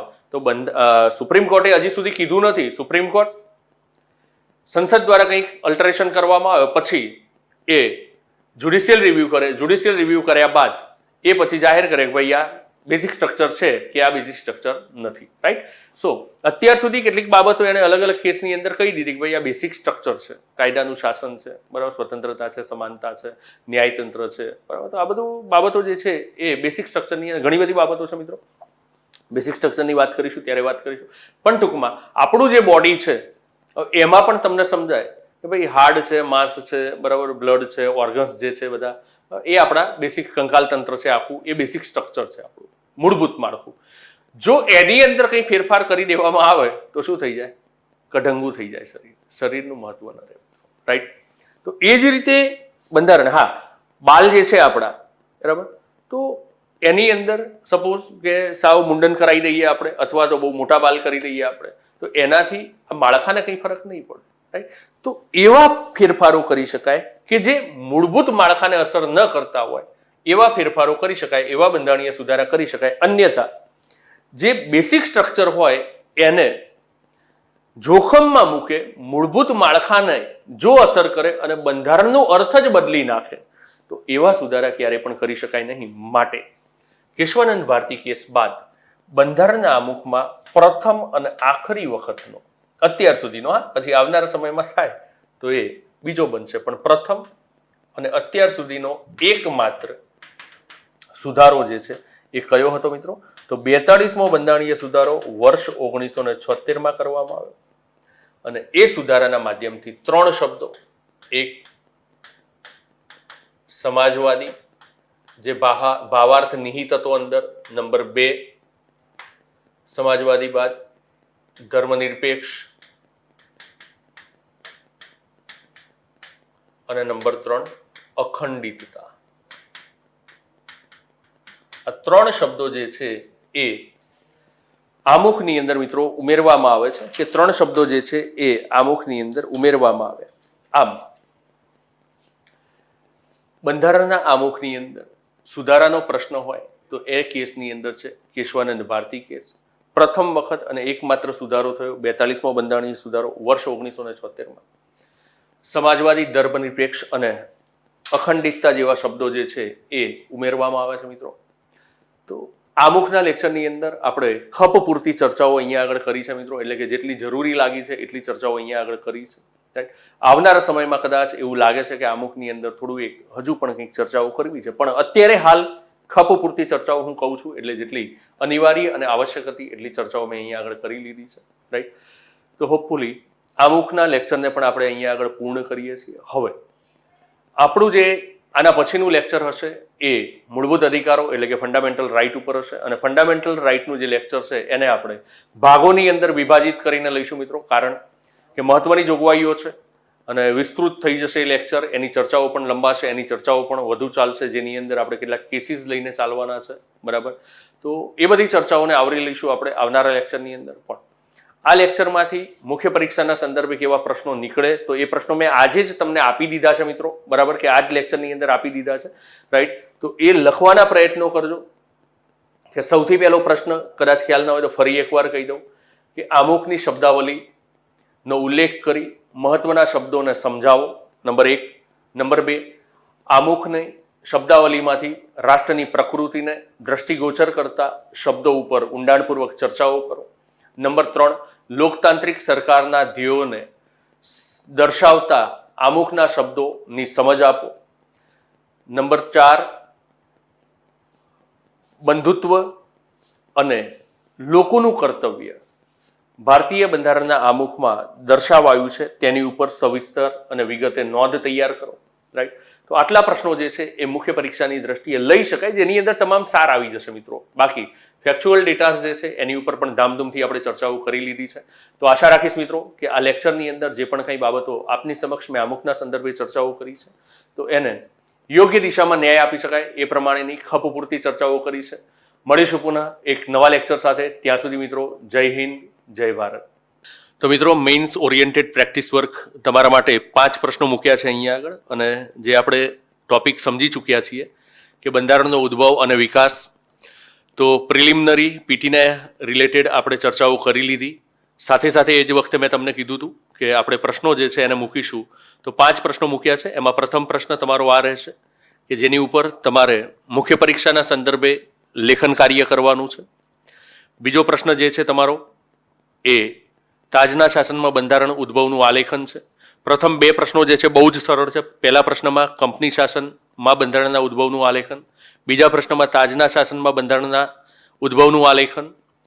નંબર 3 પ્રશ્ન થોડો એક સમજવાનો છે અને ત્યારબાદ તમારે તેનો ઉત્તર લખવાનો છે કે બ્રિટિશ શાસનમાં લેવાયેલ પગલાં બ્રિટિશ ઇતિહાસકારોના મતાનુસાર સભ્ય શાસનની દિશામાં સકારાત્મક પગલાં હતા. આ વિધાન જે છે એને તમારે તર્કસંગત કારણોથી સ્પષ્ટ કરવાનું છે. પ્રશ્ન નંબર 4 શાસન વ્યવસ્થામાં ભારતીયોની સહભાગિતા અનિવાર્ય જણાતા લેવાયેલા રક્ષણાત્મક પગલાઓ આલેખો. અને છેલ્લો અને 5મો પ્રશ્ન જે છે મિત્રો એ બ્રિટિશર્સની ઉત્તરદાયી સરકાર સ્થાપનાના ધ્યેયને સિદ્ધ કરતા મહત્વના ઘટનાક્રમની નોંધ તૈયાર કરો.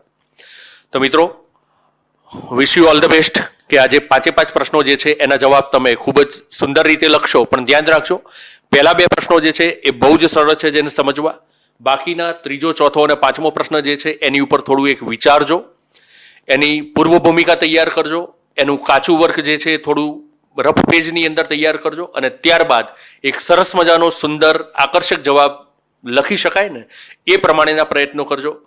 તો wish you all the best. ફરી એકવાર 5 પ્રશ્નોને યોગ્ય દિશામાં ન્યાયોચિત બનાવવાના પ્રયત્નો કરશો.